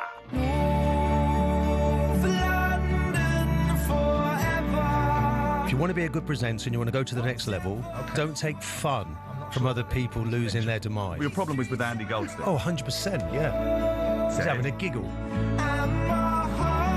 Yes, our feature, Keown's Corner, which of course pays tribute to the legendary Daily Arsenal, as well as Arsenal unbeatable Martin Keown, who hates people, well, just having fun, especially when they're poking fun at his beloved club. But it was, of course, a good night for the Arsenal last night. They won 1-0 away to Brighton. Man City dropped points home to Forest. It leaves Arsenal 7 points clear at the top. Let's hear from both managers speaking after last night's game, starting with Brighton's Fabian Hürzeler. I think there was only one team who tried to play football today, and therefore I'm proud how they did it. I asked one question: Did you see in a Premier League game, a goalkeeper going down 3 times. In the end, it's about the rules. So if the Premier League, if the referee allow everything, then it's difficult. Then they make their own rules. So at the moment, I have the feeling they are doing their own rules. I will never be that kind of manager who tries to win in that way. Where will this go in the future? That's my question. Where will this go? What a surprise. Would you like to expand on that? No. I mean, you just go back for the previous games and you will find a lot of comments like this always. So, Do you feel like that? I love my players. That's what that's the highlight. I love my players. We love our players, and I love the way we compete. There you go. It's Mikel Arteta not having it from Fabian Herzler, which I understand, right? Sour grapes. Well, it's sour grapes. The thing is that all managers, and I include Arteta, they've all moaned. They've all come up with ridiculous excuses. I understand what Fabian Hertz is saying. You know, Arsenal took a total of 30 minutes and 51 seconds to restart play last night. David Raya went down injured 3 times, etc., etc. But, I mean, ultimately, I come into the office and all the Arsenal fans, some of them, there's one bloke out there, I hadn't seen him for about 8 months. I thought he left. Why? All of a sudden, he's smiling, going, and I was like, oh, he's still here, yeah? Well, We've been top the whole time. But this is the problem, right? This is the problem. You're probably playing the worst style of football ever of any team that's going to win the Premier League, right? Efficient. Pardon? Efficient style. But the worst style to watch. No, okay. I wouldn't say it's the worst. Okay, name a team where the worst style. I mean, I need to go back and watch every team play style. But if you haven't got the answer, then it must be the answer. No, it's not the answer. But I don't think what I'm watching looks like boring. Oh, mate. It's efficient. Honestly, you score goals from line-outs. Line-outs? Yeah. It's like rugby. You get the ball over to the corner, you throw it as far as you can into the goal, and someone heads it and it goes in. Name me one of them we've won this season. What? Name me one of them goals we scored this season. Long throw. No, I'm talking about corners. No, you didn't say that. You said line out. I'm taking a mickey. It's effectively a line out, and a long ball from the corner of the pitch, and you score. No, so we're taking a corner set play. Yeah, I'm just saying it's boring play. No, it's not. Oh, I don't think it's boring. Hold on. You can't say no, it's not. Well, I can. You've just compared a corner to a line out. But look, when you look at right, I don't like Man City. They're not my team. I'm a Man United fan. Yeah. But I can admire unbelievable football. And when Man City have won the Premier League before, when they've won the treble, I turn on the telly and Man City are playing, and I go, okay, they're not my team. I'll enjoy watching them, right? But there was a time when Man City... You don't turn on the telly, see Arsenal and go, oh, I'll enjoy this. Well, no, but people at one stage got bored of Man City's football. Well, no, they were questioning whether or not it was just too tiki-taka. Tiki-taka. But listen, I prefer to watch effective football. Now, whether you find winning games, however you've got to do it, boring. I don't believe you. I certainly don't. And last, I don't believe you. Well, I'm telling you the truth. No, but you don't. You'd rather your team win it in an attractive way. I'd rather my team win, however it comes. I know, but you'd rather, of course. But we're not talking about. The question isn't would you rather win or not. That's a gimme. My question is, would you rather win playing pretty football? Well, I've got no thing. It's like you have though, D. That's nonsense. Well, it's like you asking me, would I rather score a tap in or a 30-yard screamer? And people that know me would tell you, for me, it's the exact same. I don't know. That's true. 100%. Pete, you've asked me that before. People that know me would tell you the exact same. It wouldn't bother me if I scored a 30-yard screamer or a tap in from a yard. You'd rather your team win, right? Whenever I ask you, can we turn the telly off because Benny can't concentrate on both? Leave on. Whenever I ask you what your favourite goal is, you always tell me that Brazil goal from 1970 because it was unbelievable. Pass. Yeah. But that's me watching it. That's not me doing it. I know, but what I'm saying is, you as a football fan, like all football fans, want to be entertained. Yeah. And your team, who are going to win the Premier League, don't entertain. Well, no, I enjoy watching it because you don't. Doesn't mean I don't. Hold on, we'll come back to this in a minute. John Norman can tell us about a big wicket, but a bad wicket as far as England are concerned. John? Yeah, Sam Curran's gone. Low full toss, and he's picked out Tilak Varma just inside the boundary at deep mid-wicket. So Curran's gone for 18, and that means a new batter is going to have to walk out there, probably be Jamie Overton, and he's just going to have to get off strike. Jacob Bethel has reached 100. What an innings. 103 from just 46 balls. He reached the milestone with a 6 as well, but he is the one that needs to be on strike. 32 needed from 9 balls. England could still do this, but that wicket obviously doesn't help, but they need to get Bethel back on strike. 222 for 6 England then. They need 254 to make it through to the final on Sunday. Is he coming home, John? No. Okay. Thanks, John. Yeah, all I was alluding to was you'd rather... This is a fact. You can't argue with this. Well, I can, because if you're... You'd rather your team play attractive football than not. Okay, but how is it a fact? I would rather my team play any brand of football as long as they win. But that's across the board. Everyone knows that. Yeah. But I'm saying that's not the option we're giving you today. We're giving you the option, would you rather play attractive football or not? Because yeah, but that's just a ridiculous question. It's not, because your team isn't playing attractive But they're football. winning, so I don't care how they play. Obviously, you don't. No, but care. you're asking me a stupid question with a one outcome. The outcome is, are your team winning? Okay, let me ask you this. Let me ask you this. Are they playing attractive football? Well, they're playing effective football, and I'm not watching them thinking they're boring. I'm enjoying what they're doing. Okay, are they playing attractive football? Yes, I like it. You don't, do you? Yeah, I do. Yeah, but you can't tell. How can you keep telling me I'm not liking it when I do? Because I know you enjoy football, and I know you enjoy No, but I don't the enjoy history of the game, Yeah. and I know you enjoy the beautiful game, and none of that is beautiful. Well, it is. Winning is beautiful. I know, but what you're watching... No, but listen. You just come across so pedantic. You understand the question you're I'm asking asking. me stupid, dumb questions. Ask me questions about our team's winning, and you're asking me, would you prefer to play pretty football? I'd rather my team win playing how they are. So how comes we've had a conversation in the past about the football that Jose brought to Man United? And you moaned about it, I didn't. And loads of Man United fans have said, I didn't like playing that Well, way. that's you lot. That's not me. Okay, loads of football fans. No, that was only Man United fans, because we had loads of fans come in here giving it, was my team's winning, then that's all I care about. Do you care? Okay, I'll ask you another question. Do you care in which your team in the manner in which your team plays football? No, because as long as they're winning, couldn't care less with their tiki-taka, long ball, however. That's different. You understand that some fans do care how they play. Some fans actually do care. And they've got every right to. I know, but what I'm saying is some fans that have won the Premier League, like Man City fans or Leicester fans or Man United fans or Chelsea fans, will enjoy the fact that not only did they win the Premier League, they brought a beautiful brand to the game. So for argument's sake, your team currently is on course to beat lots of stats that the Invincibles produced, right? Now this team, I don't think, is better than the Invincibles. I don't either. But their stats will suggest that they are. Well, the Invincibles, I think, have better players.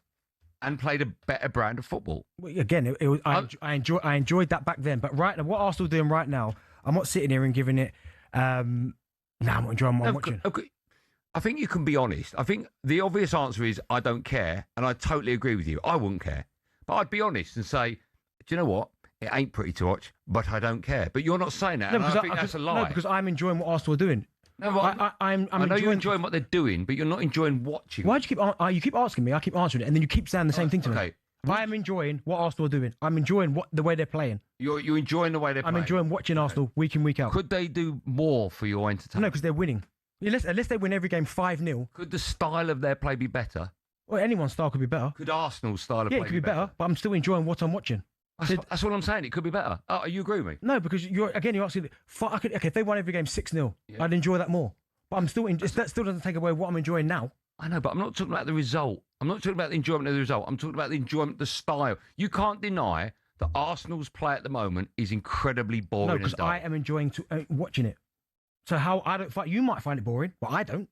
Okay, if the majority of people agreed with me that the style of which Arsenal are playing and winning this league is boring, would you think that you're wrong or the majority are wrong? No, because it's not everyone's opinion is gospel. No, but but I'm saying if the majority of people... but because you don't understand what I'm saying. If you could have 10 people could come in here and say they don't enjoy it. Yeah. If I enjoy it, then that's up to me.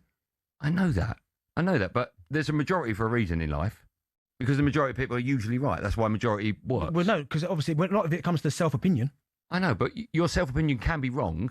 Well, how can it be? That makes no sense. Well, if I enjoy watching something and 10 people don't, how was my opinion wrong? Your opinion to you can't be wrong, but in the general rule of things, compared to the majority of people that are watching it, it can be wrong. Well, if they don't enjoy it, that's them. But Benny, but I do. Benny, you like beautiful football. No, but I like watching football. If it wasn't your team, you wouldn't be sitting here saying you enjoy watching it. You just wouldn't, Benny. That's absolute garbage. No, you wouldn't. But I would. No football fan other than Arsenal fans are enjoying watching Arsenal. Well, and other football fans have enjoyed watching Man United, Man City, Leicester, Chelsea. Man United. Since when? When they play attractive, amazing football. I've been watching you for the last 2 years. No, I'm talking about Premier League winners. Arsenal Premier League winners. You're not listening to what I'm saying. I am, but you don't. I'm saying you're the 13 majority. years. I'm not talking about the last time we won it. The majority of football fans, when they have watched Man City win the league, Man United win the league, Chelsea win the league, Leicester win the league, etc., have enjoyed that are impartial, neutrals, have enjoyed the style of football. All I'm saying is, okay, what teams won the Premier League playing? What teams won the Premier League playing a worse brand of football? Well, I need to have a look at that. I can't remember every team that's won the Premier League. Okay, you have a think about it. We're going back to John Norman with an update. The last word, it wasn't looking good for England. I think it's looking worse, John. Yeah, that's the game, I'm afraid. Jacob Bethel has been run out. First ball of the final over, with England needing 30 to win the match. Essentially, they needed Bethel to hit 5 sixes or a couple of fours in there to go with another 4 sixes. It was always going to be difficult. First ball, bowled by Shivam Dubé, and Jacob Bethel's hit it. He's laced it down the ground. It's been fielded. He knew he had to get back to be at the striker's end, but when the throw came in, it was too good, too fast, and Sanju Samson running Bethel out just short of his crease. So Bethel's got to go. What an amazing knock. 105 from 48 deliveries, but England have just fallen short here. 254 the target. Incredibly, they were ahead of India in the majority of the run chase, but they lost wickets early, and it was just too reliant on Jacob Bethel, whereas when India batted, they really spread the runs around. So we've got 3 deliveries left in the innings, but there's no chance England are going to chase down the 28 runs they still need. Indian fans on their feet celebrating. The Indian cricketers themselves have been given a scare, but they are going to make it through to the final. England are going to have to come home. England are just going to fall short in Mumbai, and they're going to lose this game by just a couple of boundaries, but brilliance from Bethel. 227 for 7 then England, 3 balls left in the game. John, firstly, I agree with you, it's not coming home. Secondly, was there a particular moment in this match where it turned? Yeah, there was actually, and you know, India have been given the almighty scare here. You asked me earlier where this run chase would sit or stand, both, if England were to be successful. I said it would be number 1, and India were under pressure. Arshdeep Singh was going all over the place. Varun Chakravarti may never play for India again. You know, the nerves and the situation in this game has got to a couple of the Indian bowlers, but they always had their ace card, and their ace card is Jasprit Bumrah. They held him back, and even with England ahead of the game, they knew they had a couple of overs that they could trust in him to just bring the pressure back and put it back on England. And when he was bowled out, Hardik Pandya, who again is one of the mainstays in this T20 side, he's an experienced campaigner. He bowled one of the best overs you're ever going to see, the penultimate over, and that really ended this as a contest. All right, John, good work as always. Thanks for that, pal. We'll speak to you in a bit. Cheers, guys. Thanks for taking my mic still on, Jack. Yeah, I could have slaughtered him there. All right, John, get on with it. We'll take your calls. That could have been so bad. All right, John. All right, John. Enough, mate. We'll take your calls on all things Arsenal, the neutral fan, what do you make the style of football, etc. Good work, Jack. 0371 722 3344.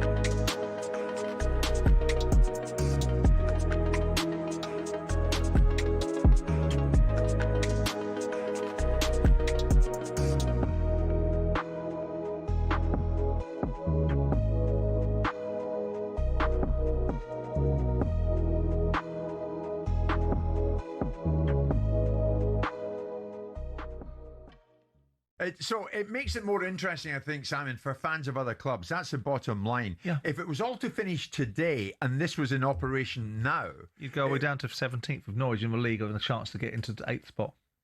That's what you do. Right. You take 60. You take it opens up. Yeah. You take 66% of the league as it sits now. 18 clubs in this league could have a reasonable shout to make a claim for getting 8th spot, because there's 11 games to go in the conventional season. There's 6 points between Derby in 8th and Norwich in 17th. Right. And those games, and when you get running at the business end of a season, it really does change the dynamics of how people play.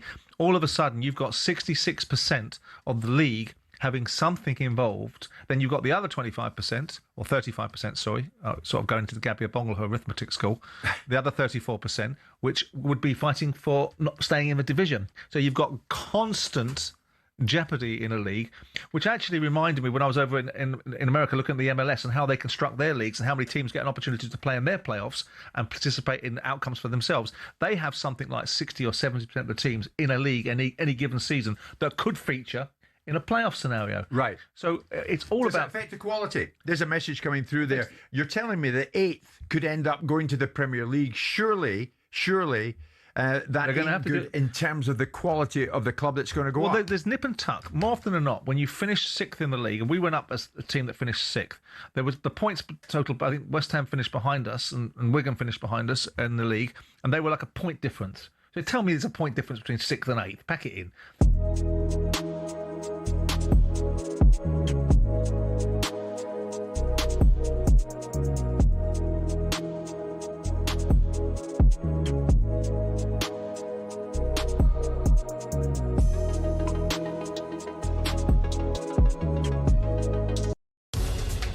The Green Party have won the Denton and Gorton by-election. Labour in 3rd place. Breaking news that Peter Mandelson has now been arrested. So Mandy and Andy have now both had their collars felt. What would Andrew Loney tell them to do? To come clean, be honest. And if Charles is complicit in this cover-up, which I believe he is, then I think he has to fall on his sword. When you define sex, what your gender or sex, what you mean is biological sex, and that's a man or woman, what you are physically, not what you think you are on a Wednesday afternoon.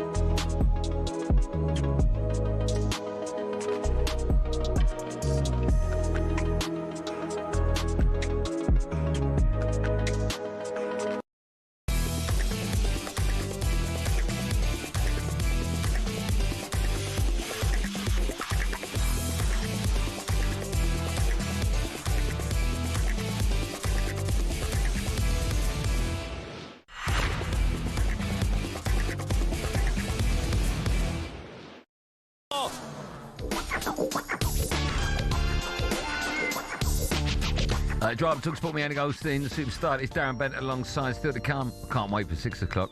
We'll be asking if Spurs... I don't remember this in the meeting. We'll be asking if Spurs will come straight back up from the Championship. They're down already, are they? What's happening? Oh, mate, I can't see it. I don't know why you're saying it's not happening. The universe ain't letting that happen. Well, you win it and they go down. I mean, all Arsenal fans' heads will just explode. You'll never... The negative side to that, and there can't be one, but... You'll never better that season. That'd be you will be on the planet to see Arsenal's greatest ever. I don't think if you won the treble, that'd be better than that. Yeah, of course it would. I don't know, mate. Yeah, well, if Arsenal... seeing your rivals relegated and you win the Prem. Yeah, but see Arsenal winning the treble. I know. I'm not going to ask what treble though? What treble though? Well, the treble, FA Cup. I'm not trying to give you no Premier League, no. League Cup. And... I won't ask you which you prefer, but you'll never, ever, ever, no one ever sees them win the league and their rivals go down. I don't think that's ever happened. Are they still part of the Big Six? Well, and if they go paper, if they go down, what happens? Are they still part of that? That's a good question. That's a great question. By the way, earlier on I was asking the question: who's bigger, McCartney or Ronaldo? Noel Gallagher sent us a voice note. I'll play that when we come back in about 6 minutes' time. We've got time for calls. Joe says yes. Leon's an Arsenal fan. Hello, Leon. Evening, lads. How you doing? Yeah, good, man. How are you today? I'm good. What's it like to be in Keown's corner? Would I like to be in Keown's corner? Now, what's it like to be in it? You're in it now. It is what it is, isn't it? Yeah. It is what it is. The reason why I called in is because I think this is a joke that everyone's taking the Brighton manager's word so seriously.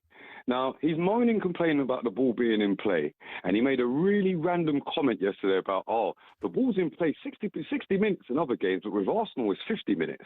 But yet, if we look at the stats, Brighton sit in the bottom 4 for the ball being in play out of everyone in the league with 53%. Yeah. And they've won 9 games all year.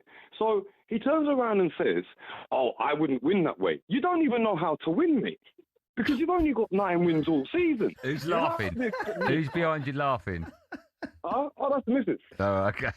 Yeah, and it's just hilarious that it's being taken so seriously. Look at their record. They got 9 wins. He makes these random claims about the ball being in play, yet your team's one of the worst through it in the league this year. It's a great point. That everyone's giving him this. You understand why, right? He's just incredibly frustrated that his team lost and the way in which they lost. He should be very frustrated about how his team's performed all year. Yeah, that's a good point. What he should be more concerned about. Yeah. Really. And just a bit that you just mentioned about Tottenham. Yeah. If Tottenham go down, I think they will take years to come back up. And the reason why, most of that squad's gone. They got to rebuild altogether. They cannot afford to go down because they will not come up for years. Okay. Well, thank you. Thanks for your call. Just quickly, I know we're over, Joe. Just quickly on that. If they do go down, they can keep hold of some of their players, right? Because the parachute payments will pay their wages, type of thing, right? And also as well, if you're under contract and the club go away, it's selling you. You got to stay. Yeah. You got to stay. You've also got to find clubs to come and buy these players. They don't get me wrong. right. A load of That's them will, right. but If you're for argument's sake, Kulusevski, right, or James Maddison, you're off. Are you? Yeah, you're international. Like they're international. You've got what? The club will let them leave. Solanke would be an interesting one though. Oh, he'll have to go. Does he?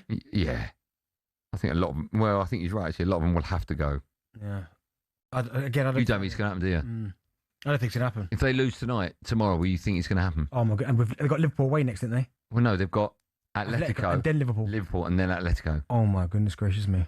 Manager could go. It's an insane club. Still to come. Don't take fun from other people losing their demise. Sorry about that, Martin. I am taking fun though. Still to come, we'll be joined by Kevin Hatchard for a bit of drive by. Time for a bit no googling. Bruno Fernandes now has 14 Premier League assists this season. Only 2 other Man United players have reached that number in a single season. One is Sir David Beckham with 15. Who's the other? Oh, wow, you'll never get that. That's an unbelievable question. Who's the other one? Great question. The answer to that and loads more kind of live on Drive and talkSPORT after this.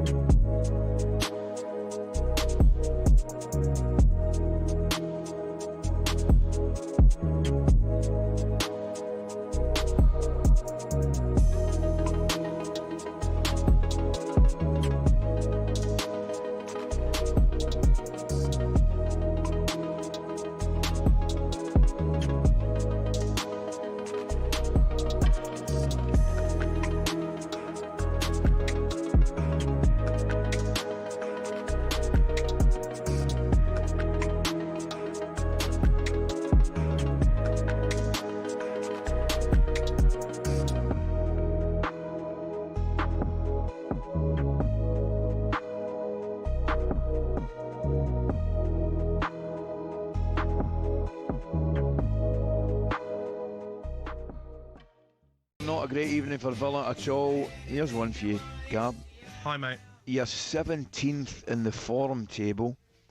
They've seen a 10-point gap with Chelsea chipped away to 3 points. They could be 6th after the next round of games, having fallen 16 points off leaders Arsenal.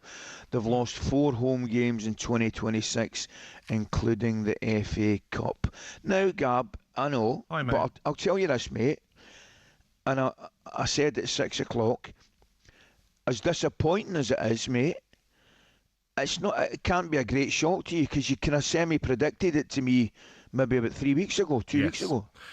Okay, first of all, what I want to say, Ali, is that these players, manager, fan base, cannot feel sorry for themselves.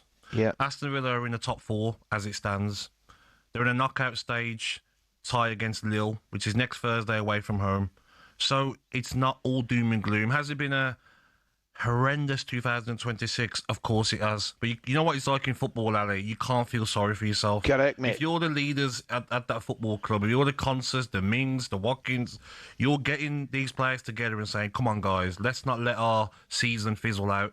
It's not been good enough. Last night, I mean, where do I start? The first goal, Martin, he's not even looked behind his shoulder. That gusto is there. Enter Fernandes has got time on the ball. It's worth mentioning, Gabby, you got off to a brilliant start, mate. Yeah, fantastic goal, and that was more likely from Leon Bailey, taking his fullback on the outside and using his weaker foot to cross it. Goal. But Aston Villa's tactics were similar to when Unai Emery first come in.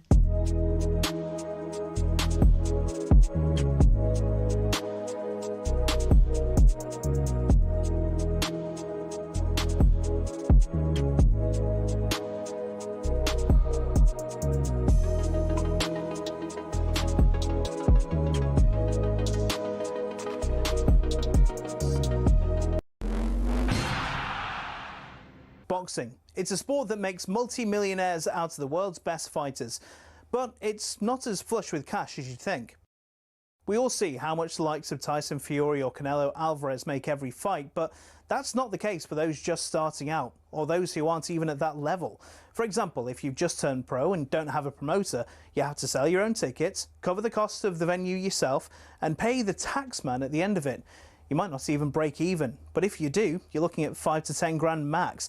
A mid-tier fighter might make more like 10 to 50 grand, but you still have to give up half of that in costs. So unless you're fighting for a world title, it's tough to make money. One potential way of doing it, though, is being a journeyman. Here's former European champion talkSPORT's Spencer Oliver explaining how that could work. They want to fight every week, and they can be going in against the prospects, so they can demand good money, and they might be demanding like 5 grand, 10 grand for a 6-rounder or something because they're going in with a prospect. He gets through that, the journeyman gets through that fight, and he can fight again next week. I mean, even so, it's not much, and you're getting punched in the face for a job.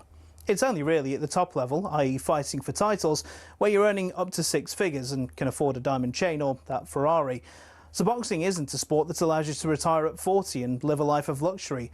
Much like a lot of other sports and jobs in general, it takes an awful lot of luck quite early in your career to really make it worth your while.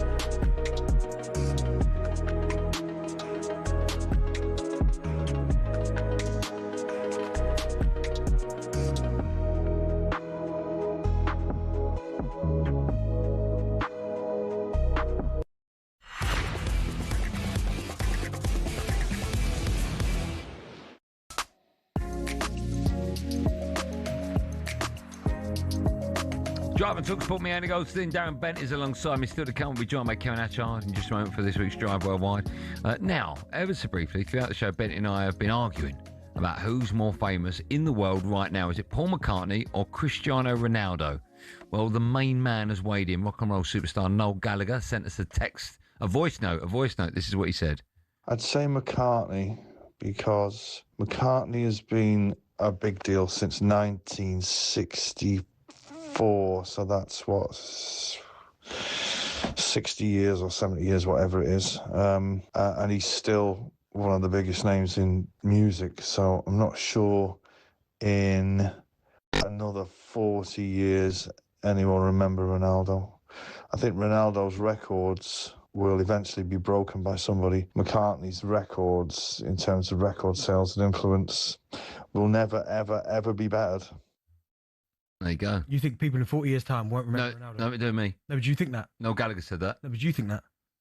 I don't want to argue with Noel Gallagher.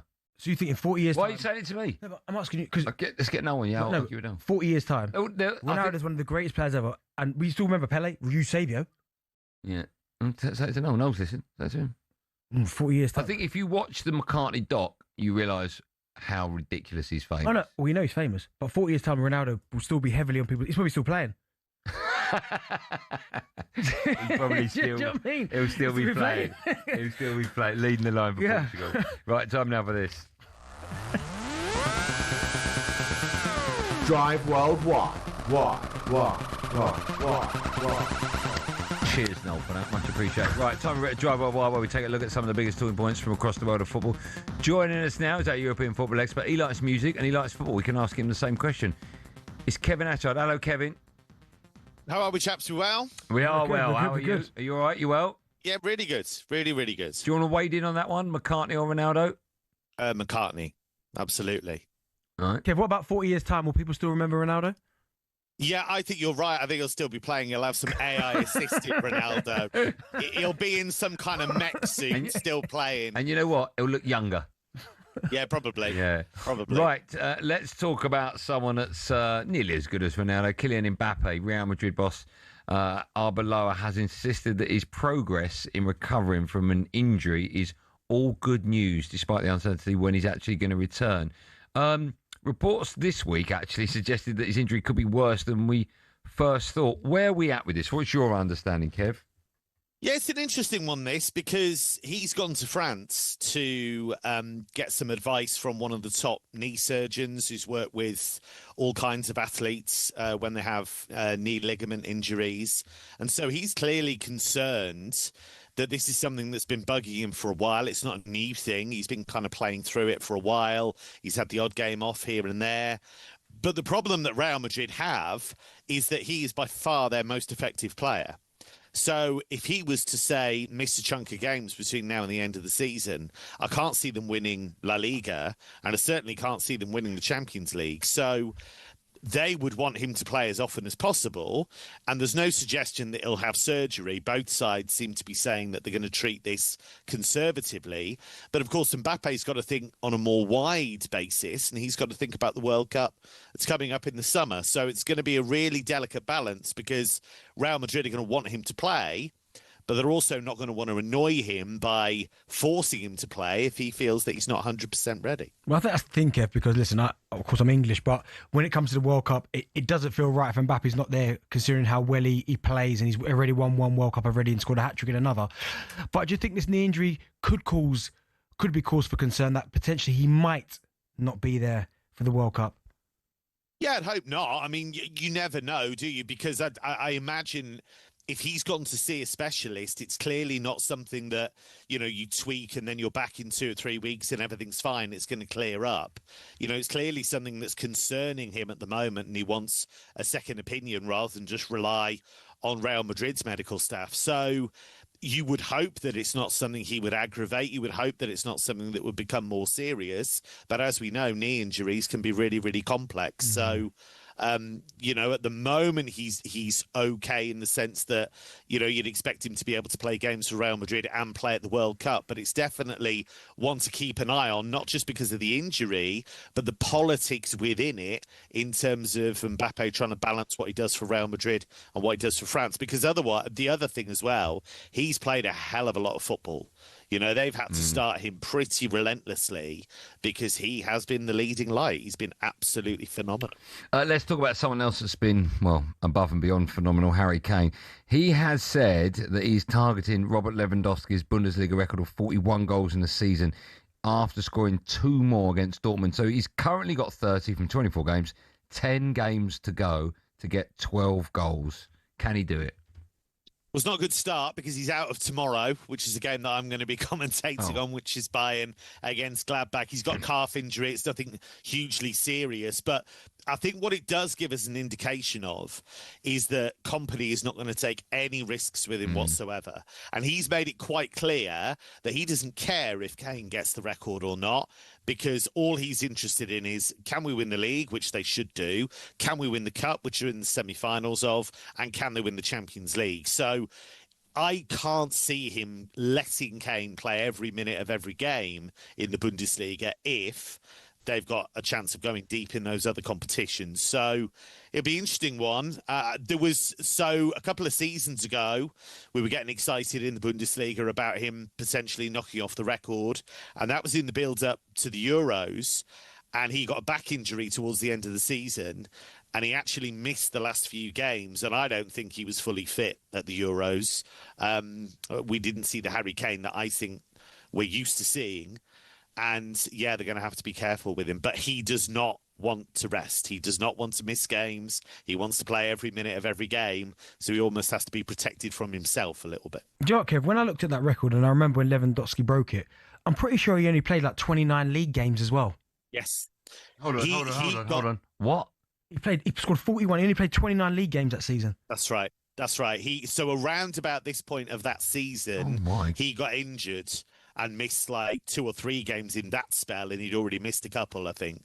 But certainly it was around this part of that season. The interesting thing about that as well was that Gerd Müller had the record at 40 for ages and ages and ages, decades, and nobody ever thought that was going to be knocked off. And Lewandowski did it with pretty much the final moments of the final game of the season. He got to 41. He got to 40 the week before.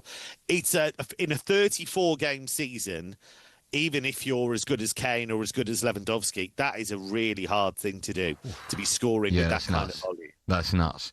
Right, let's move on to someone who everyone gets his name wrong. It's Griezmann, not Griezmann. He's putting a potential move to MLS club Orlando City on hold this season now that Atletico Madrid have reached the Copa del Rey final. What is the latest on that potential move? Is it off for good now, or is he just weighing up his future? No, I don't think it'll be off for good, but I think the judgment that Griezmann was always going to have to make was whether he was going to go now, or he was going to delay it, and I think he's going to delay it, and I think that makes perfect sense. Because he's got an opportunity to go out in style. You know, they are through to the final of the Copa del Rey. They're going to face Real Sociedad. They'll be favourites for that. They've got an eminently winnable tie against Spurs in the last 16 of the Champions League, so it could turn out to be a very, very good season for them.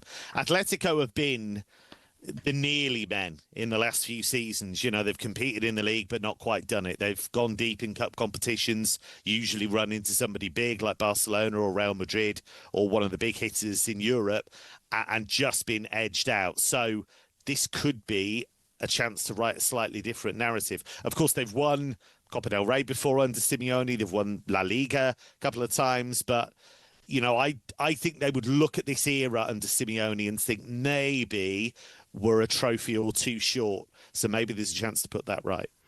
Kev, I've got to ask you, it's a little side question. I don't know if you've heard the news about the EFL Championship playoffs now are changing to 8 teams instead of 6. Have you heard that? Yeah. That was that ratified today, I think? It was. Now, what do they do in Germany? Because don't they do something quite unique in terms of the playoff situation? Yeah, I'm not a big fan, to be honest, with what they do in Germany, because so what you have is this situation where the bottom 2 in the Bundesliga go down automatically, and the team that finishes 3rd bottom plays the team that finishes 3rd top in Bundesliga 2, and then they play a 2-legged playoff, and whoever wins that gets that final place in the Bundesliga. I've worked on these for a long, long time. When I started working on them, I was very excited. I thought, this is great. You know, there's really big drama, really big jeopardy. And then what you realise, the more of them you do, is that the Bundesliga team generally comes through. And I would tweak it. What I would do in Germany is I would have a one-off game away at the Bundesliga 2 team. And unless the Bundesliga side wins in 90 minutes, the Bundesliga 2 team gets the place. Wow, that's how I would do it. That's cutthroat. Yeah, but I think that's how it should be. You need an advantage, of course. If you finished in the bottom 3 of the Bundesliga, tough. You should be thankful that you've got this second chance. That's the way I see it. At the moment, it's too soft a landing, I think, for the team that finishes 3rd from bottom. Yeah. And generally, the gap between them is always going to be too big, I think. So that's the way I would do it, but there's no indication that they're going to change it in Germany. I'm reticent about making it too big in the Championship. Because I get it, because it's a really big division, so I understand that. But I still think that should be the final step they make, mate. Here's a question I never thought I'd ask you. Let's finish by talking about Madonna. Well, we started talking about McCartney, so why not? Okay, yeah, fine. I had to read it about 9 times before I thought, no, it's not Maradona. Celta Vigo have called on her help. By the way, I'm reading this. I don't know what I'm talking about. To end their 36-year search for a football shirt. What am I talking about? So what you're talking about is she, as part of her Blonde Ambition tour back in 1990, did a gig at Balaidos, which is the stadium of Celta Vigo, and she wore a Celta Vigo shirt, and Celta Vigo don't know where it is. So they've been trying to track it down. they see this as, it's clearly very, very important to them. They see this as a really big deal in the club's history. They see this as something that they want to commemorate, and they are desperate to get that shirt back. So they've tried to get it. They can't lock it down. And so they've written an open letter to her to effectively say, you haven't still got it, have you? I'll tell you where it is now. It's in a bin. And no, but seriously, she would have come on stage, lobbed it in the bin, or lobbed it on the side. Someone's chucked it in the bin. Everyone's gone home. But she might know which bin it was, and then they can start to track it down from there. Yeah. It'd be great if they could track it down. It would be a lovely story. Or someone stole it. Or someone stole it, and someone's got it now. Yeah. Maybe there'd be a ransom. Who knows? Yeah. Who knows? But it's quite a lovely story. It is, yeah. Maybe her dad's got it. Although if he did, I'm guessing he wouldn't preach. Right, Kev, thanks for coming on. Sorry. We'll speak to you on next week's show. Always a pleasure. Cheers, Kev. I'm so ashamed that I laughed at that, but there we go. I'm ashamed for making it. Have a good one. Speak to you on next week's show. The wonderful Cheers, Kevin chaps. Show. When we come back, the best bits of talkSPORT.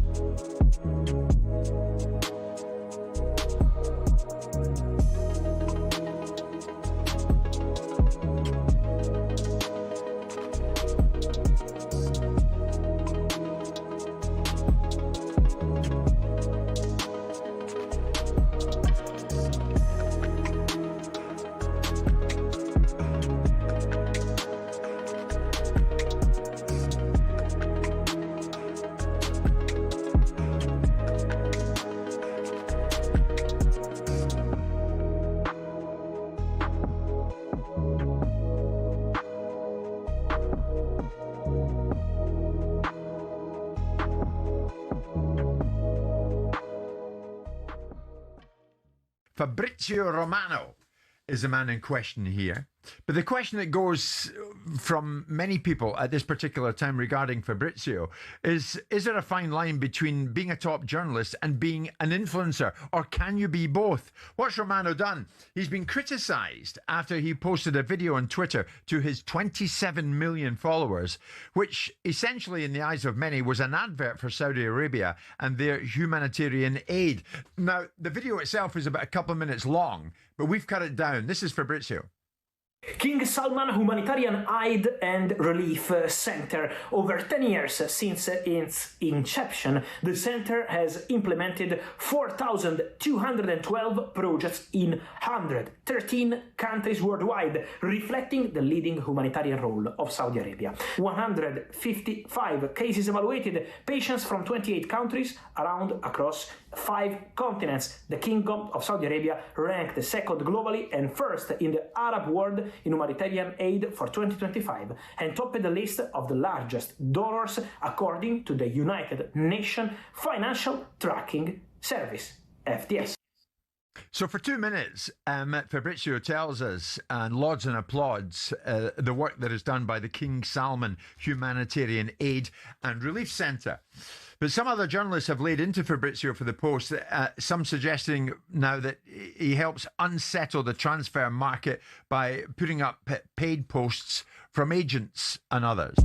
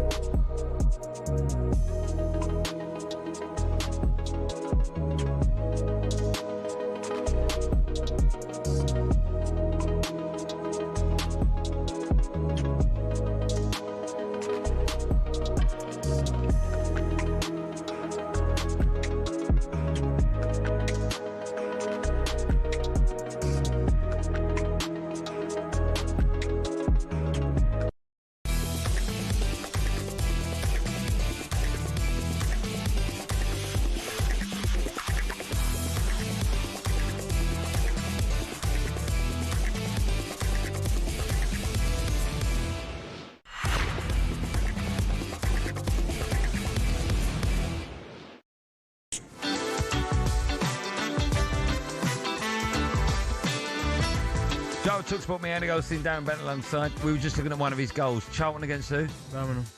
I mean, you put the burners on there. Mario Melchiot, yeah. Unbelievable. Was that who it was, defending? Yeah. Wow. Still to come, we'll be asking if Spurs would come straight. We're doing Spurs from 6, so Tottenham fans, if you go into the game tonight, 03717 223344. Right, how does a VIP private suite for you and 11 mates for the day at cricket sound this summer? Well, time is running out thanks to Pitch Experiences. We're sending you to their Super Box at the Oval for England against Sri Lanka, the ODI in total luxury. They are talking fine dining, your own personal mixologist, private balcony, and a Q&A with a cricket legend or legends while you watch the action. For your chance to win, text the word WIN to 8...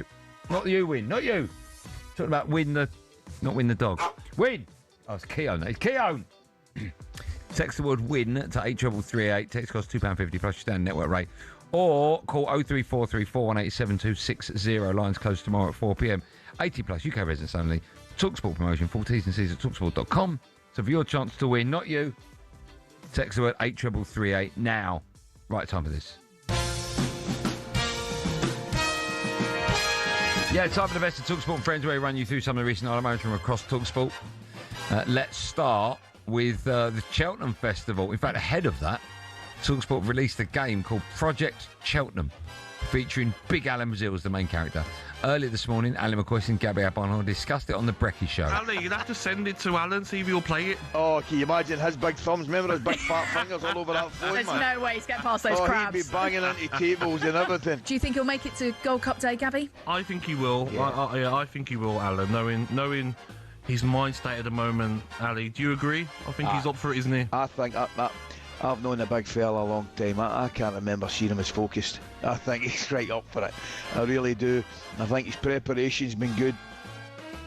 You can play the whole breakfast show, do you, Jack? How's his mind state? Yeah. I don't even know what that means. Have you played Project Cheltenham yet? Yeah, I completed it. Did you? How many rounds are there? 3? 3, yeah. Done it.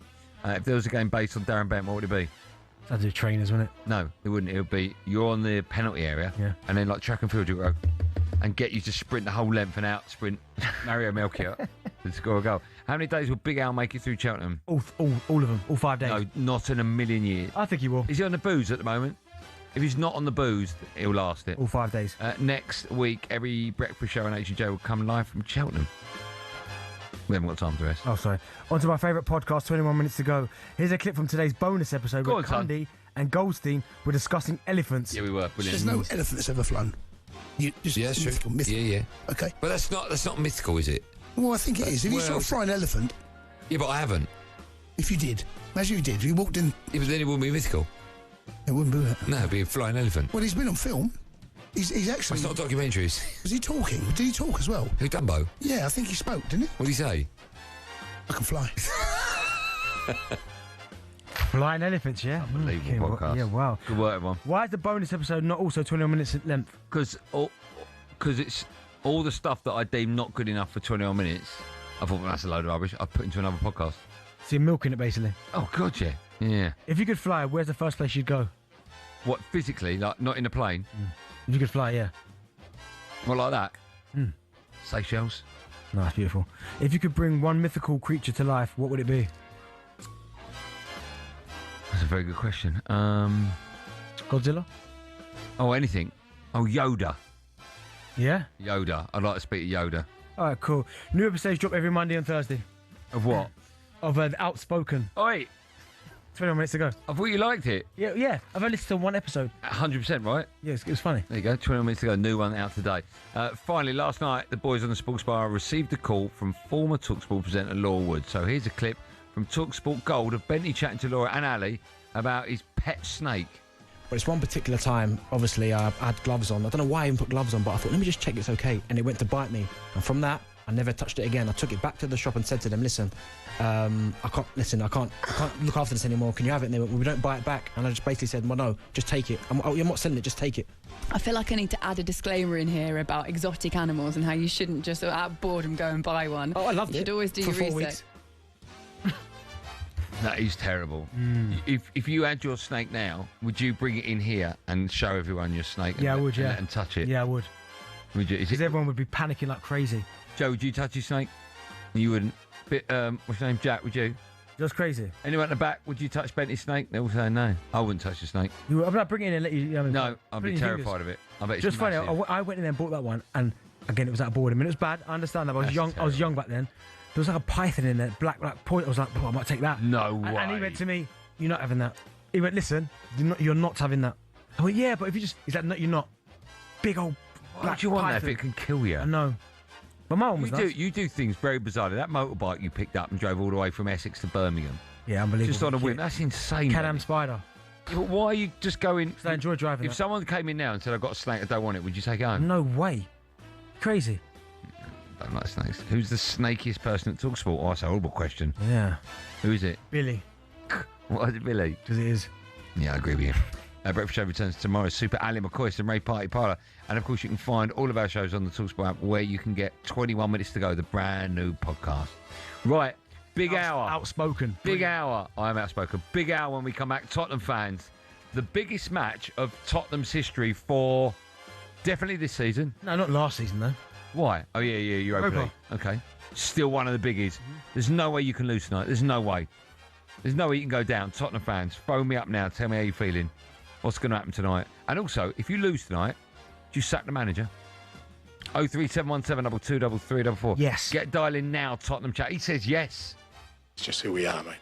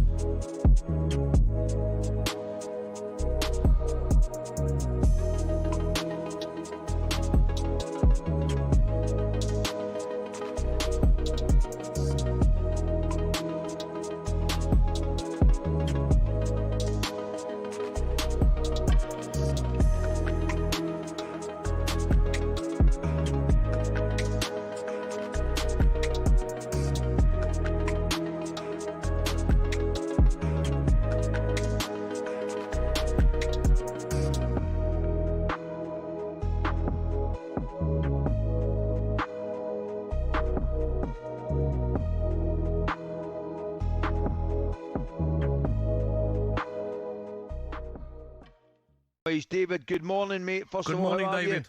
Morning, all.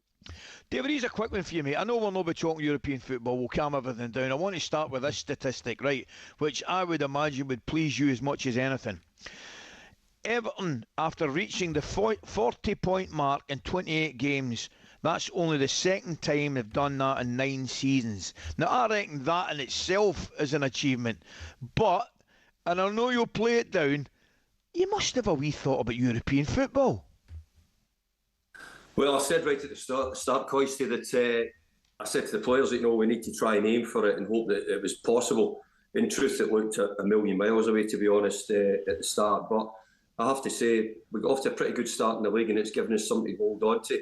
We've been up and down, and we're probably just on the outside of European football, if we're honest. But we're not that far away that we couldn't try and make a go of it. David, obviously the Grealish injury was disappointing, but how happy are you now with the competition for places? Beto and Barry are in great form. You've got McNeil and Dibbling fighting for a spot. NDI and Tyreek George. You've got Branthwaite back as well. The squad's looking more healthy now, isn't it?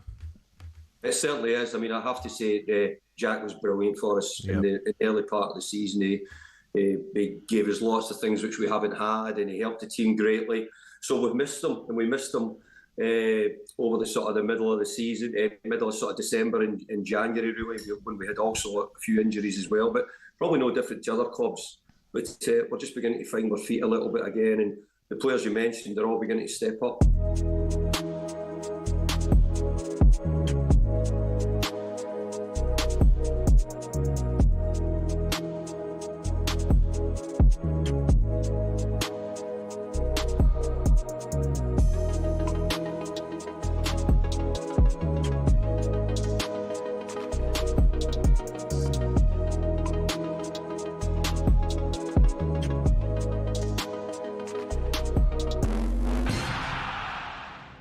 Harry Maguire has lost his legal battle against Greek authorities and been handed a 15-month suspended sentence for a brawl on the island of Mykonos in 2020. He's been found guilty of non-serious assault, resisting arrest and attempted bribery. Maguire maintains his innocence and his legal team will appeal the verdict. Head to talksport.com for more on that. Now, following Liverpool's 2-1 defeat at Wolves last night, Danny Murphy says the mood music's not looking good for Arne Slot. I mean, I know a lot of fans, follow a lot of people who do stuff on social and stuff, and the tide's turning. I think a lot of fans don't think they'll get in the top four the way they're playing. I don't even think the FA Cup would save him if he finished out the top four and got knocked out of the Champions League. Liverpool are fifth after losing at Wolves, and Rob Edwards might be overseeing an impressive upturn in form, but Simon Jordan is still not a fan. Happy to be wrong if, in that respect. Do I think he was a treacherous hound? Yeah, I do. Do I think there's changed? No. You sat in that seat and said, I hope they go down. I do. I want him to go down, not the football club. Tonight, though, Arsenal take on a much-improved Brighton at the Amex, and Mikel Arteta says dealing with the emotional pressure is one of their biggest challenges. We have managed a lot of emotions the last 8 months, and the deal from here to the end is going to have to do a lot of things that have nothing to do with emotion as well, to continue to be here and to hope to win what we want to win. Man City welcome Nottingham Forest tonight, but on the other side of Manchester, Michael Carrick says he can't rule out United in the title race. Above us now, there's two fantastic teams. There's some really good teams in and around us, so we've had a good run. We're certainly not getting carried away, and we've got to be patient. We've got to be living in the moment a little bit. Certainly take the confidence. Wherever that's going to take us, we'll just have to see. Some big news in the world of golf today. Luke Donald will captain Team Europe in the 2027 Ryder Cup for the third consecutive time. talkSPORT's Rupert Bell reckons it's well deserved. It's a very time-consuming job, but the one thing, he has put his heart and soul into it since he was, remember, a last-minute appointment after Henrik Stenson was going to be captain, then he went over to live. Donald will look to make history by becoming the first captain to win 3 consecutive Ryder Cups.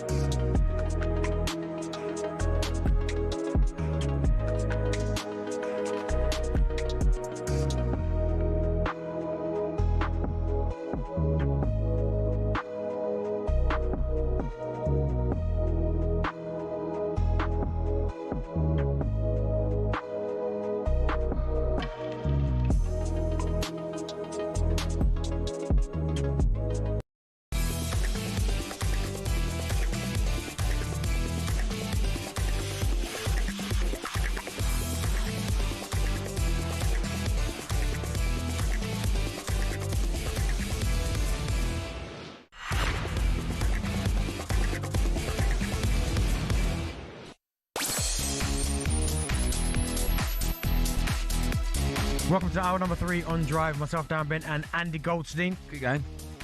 But it usually plays a little something then, doesn't he? Oh, yeah, he does. Jack, where's your something? Oh, look at his little face. I've only ever eaten one baked bean. Is that my voice? Is that me? I have. I've only eaten... What have you only eaten one of? You must have eaten one of something. No, probably not. Have you ever eaten tongue? Balls. Oh, is that gonna... Have you ever eaten liver? Yeah, many I can't times. eat anything that sounds like it should be in someone's body. Like kidney, couldn't eat that. So you've never had chicken thigh? Well, you ain't got that in your body, have you? A thigh? Yeah, but I don't know, like human, like kidney or tongue. Anything else? I was going to say something then, but no. Go on. Could you eat like, on I'm a Celebrity, could you eat like kangaroo's penis? Yeah, anything. You could eat kangaroo's penis? On a game show, yes. Yeah, I don't mean not on a Tuesday night round Bentley's. Still to come, we'll be heading to the red carpet at London's Football Awards. But now, there is a gigantic old game in the battle to stay in the Premier League tonight. And there's a real threat of relegation for Tottenham Hotspur. It's finished. Fulham 2, Tottenham 1. Everyone understands the situation that we are, and we are working hard to change this. They are still in the relegation dogfight. Ends here at Ellen Road. Leeds 0, Sunderland 1. Nottingham Forest are just outside of the bottom 3 in the relegation zone. What a game at the Etihad. Manchester City 2, Nottingham Forest 2. Tottenham Hotspur, we're coming for you. This relegation battle now is fascinating, Adrian. After it finished here, Fulham 0, West Ham 1. Do you think they'll get relegated? Sooner or later, if they keep on doing what they're doing, they're going to be relegated. If they get beat by Palace and they put in another stinking performance, would you say? Again, it's a performance that probably throws up more questions than answers if you're Oliver Glasner. Crystal Palace go home with nothing. Manchester United 2, Crystal Palace 1. I feel now we are starting the crunch time in the Conference League. We're starting crunch time in the Premier League, and I feel we're going step by step into the right direction. Hot enough, isn't it? Spurs sit just 1 point above the relegation zone, going into tonight's game at home to Palace. They've won just 2 home games all season in the league, with the last one of those coming way back on December the 6th last year. Interim gaffer Igor Tudor has lost both his games in charge so far. That was against Arsenal and Fulham. He's been speaking to the media ahead of the game. He was asked if this is their biggest game of the season. Of course, I don't agree with you. These are all the things that don't matter for the players, in the way that these are nice things to speak in television, maybe in bar, and do these things. We in dressing room, we don't think in this way. We are not focused of direction that others maybe can take to discuss about this kind of thing you are speaking about. We are thinking about what to do better, the things, how to work on mentality, how to work, how defending better, how give some aggressivity to take these second balls, how be danger in the front. These is things we are speaking, we are thinking, we are enforcing these things, So this, as I said, these are all the things that the fans can speak between them and journalists and you as well. But we try to not, our thoughts not go in that direction. So the players aren't speaking in the dressing room about they start to speak now. Okay, they start to speak. Strangely cut there. Make no mistake about it, this is a gigantic night for Tottenham Hotspur Football Club. And also, it's a game, I think, against a team they really don't want to be playing Crystal Palace. You don't know what you're going to get with them. You don't know what's happening with Oliver Glasner. They could be flying or they could be awful. And you want them, obviously, to be awful so they can roll over and you get 3 points. But my goodness, they're playing on a Thursday when they know what's happened, including, of course, Forest and West Ham getting points. Yep. A defeat here now, well and truly. There's no question, leading up to this moment is, are they in a relegation scrap? Could they go down? They're in it. They're in it. And they lose tonight, and then it's a flip of a coin. Then you've got games coming up. You've got Atletico Madrid. You've got Liverpool away. Yeah. Atletico again. The games get harder for Tottenham. Yeah. I just don't know. You don't think they're going to go down because they're called Tottenham. Yeah. If this was Burnley, I'd say you'd have no hesitation. No, because Spurs have been synonymous with the Premier League for ever. So it's maybe there's a little bit of that to it, but they haven't been good enough. Regardless of what they say, they have not been good enough this season. I think if they get beat heavily tonight by Palace somehow, the manager's got to go. And the reason why I say that is because I know it's only 3 games, but they're in the fight of their lives right now. And so far, have you seen anything that suggests the players are buying into what the manager wants them to? I haven't. That's a gigantic call, right? Benny. Because at some point, what do you do? Do you keep leaving it going, it will turn? They're running out of games. It might be drastic, but if the players are not buying into what the manager wants them to do, you can't just leave it there because he's not been there long enough. Okay, if that was, I sort of agree with you, right? If after 3 games it's 3 defaults, and it gets smashed by Palace tonight, yeah, and then you got Atletico and then Liverpool, Atletico, right? That's 6 games. Yeah. If you do get rid of him, who do you bring in? That's the problem you got. But I don't think that should be the worry because you can't sack a manager with 7 games to go and not have a replacement. I get it, but why would you leave a man in charge when he's getting nothing out of the squad? It's almost just like giving up. Let me ask you this: could Big Ange come back? I mean, I don't know. After the way he's flapping his gums on the overlap and all that, I don't know. What did you say? He did what? Flapping his gums all up on the overlap and that. I'm not sure he comes back from that. I don't know. But Spurs, I mean, you need someone that's going to bring a lift, right? Everyone's talking about Harry Redknapp. I personally think he's too old for that. But that's the thing. I understand people getting this dressed. It's only 3 games. But there's nothing that suggests to me they're going, do you know what? This manager, I think he's getting there. Because if they're going to get smashed by Palace, I don't think smashing. They get beat by Palace. Yeah, that's 1-0 is as bad. It's a flat performance. Yeah. Then they get beat by Atletico, which is no disgrace in that they're a good side. Then you get beat by Liverpool. It's almost. And then Atletico see out the Champions League. So you're out the Champions League. It's almost like we'll just keep him in charge because you ain't been there long. No. You need someone who's going to spark. Like these players need a spark from somewhere. If they go down, right? I can't believe I'm asking this question, but I will. Do you see them bouncing straight back up? Yeah, I do. And the reason why I do is because I remember when Newcastle went down, right? Now, Newcastle were a juggernaut of a football club, but Spurs are a bigger club than Newcastle, right? Newcastle were getting I think it was Matt Ritchie. People were dropping out the Premier League to go to Newcastle because A, they're thinking, I may never get the opportunity to play for Newcastle again. And once I've signed for Newcastle, if we get promoted back to the Premier League, I'm still a Premier League player with Newcastle. And also as well, there's going to be players in the Championship that are good players that wouldn't have dreamed in their world, would have never envisioned them having a chance of playing for Tottenham. Like they're good in the Championship, but Tottenham were never going to go and buy them. Tottenham drop into your division and Tottenham need to go back up. They start vacuuming up all the best players. All the best players in the Champ start going, do you know what? There was a chance I would never play for Tottenham. I've got a chance now. And at that stadium as well. Yeah. Villa did the same thing. Yeah. It's a crazy thought. Yeah, it's crazy thought, but wow. Because football does have a bizarre way of throwing up certain situations. And I think you're done now with the Premier League. I think you've won that. Oh, no, I ain't saying that yet. Okay, I will. But I think you've done. I mean, you to win the Premier, them to go down the same season, you could put all the money in the world on that bet, and that's not coming in. But all of a sudden now, do you think there's Tottenham fans out there that will be looking at the squad and the group of players? Because all the Tottenham fans that phone up are so irate, and they're not. They should be. They're angry, disgusted about wearing the club badge and not fit to wear the shirt and all that. Do you think there are any Tottenham fans out there that back the team? That are like, listen, calm it down. We've got good enough players. We're absolutely fine. I trust in the manager. We ain't going down. Because I haven't spoken to one Tottenham fan that said that. There will be ones out there that would be saying, do you know what, everyone just calm down. We've got players coming back. We'll be fine. But secretly inside, be thinking, oh my goodness, this is horrible. Absolutely horrible. And the reason why I worry about Tottenham down there at the bottom is that it's about mentality. Now, they've got players. I think Maddison has been relegated before, but you've got players in that squad have won World Cups. I used to play for number 9 for Brazil. Used to play in the Premier League the whole time. It's a different mentality when you're fighting at the bottom. I've been not so much winning the league, but I've been at a club that's stable in the Premier League. But I've also been at clubs that are fighting relegation. It's a different mindset. So it's different going into a season thinking, right, can we get ourselves into Europe? Can we finish in the top 5? And then all of a sudden you find yourself in a relegation scrap with a team like Wolves, who have been down in recent times. Burnley, who've been down there. So they know what that feeling is. West Ham have been down, not recently, but have been down. Yeah. Forest. These teams have got that mentality, but they've been there before, so they're kind of like... And also, the fans aren't necessarily panicking, right? No, whereas Tottenham have never been in this scenario. So the players will be thinking, oh my goodness, how do we handle this? Right, 2 questions, then we'll take calls. Will Spurs win tonight? No. What will the score be? I think it'll be a draw. Go on, 1-1, 2-2? 2-2. Okay. Will Spurs go down? No. If they lose tonight, will they go down? No. Spurs ain't going down. I mean, I said to you, I was thinking about I think they're going down. Mm. I think they're going down. We'll take your calls, Tottenham fans or football fans. I can't believe I'm asking this. Would Spurs come straight back up from the Championship? Crazy. And what's going to happen tonight? Huge night.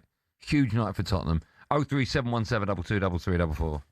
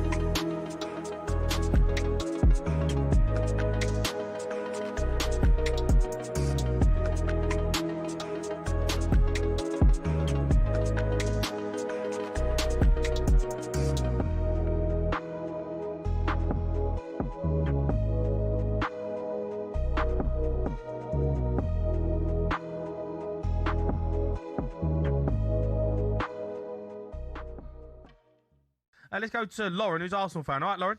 Lauren? Oh, hi, Jamie. Sorry, it's actually Laura, the Arsenal fan. All right, Laura. Hi, how are you, boys? Yeah, we're good. How are you? You feeling good? At the Chelsea.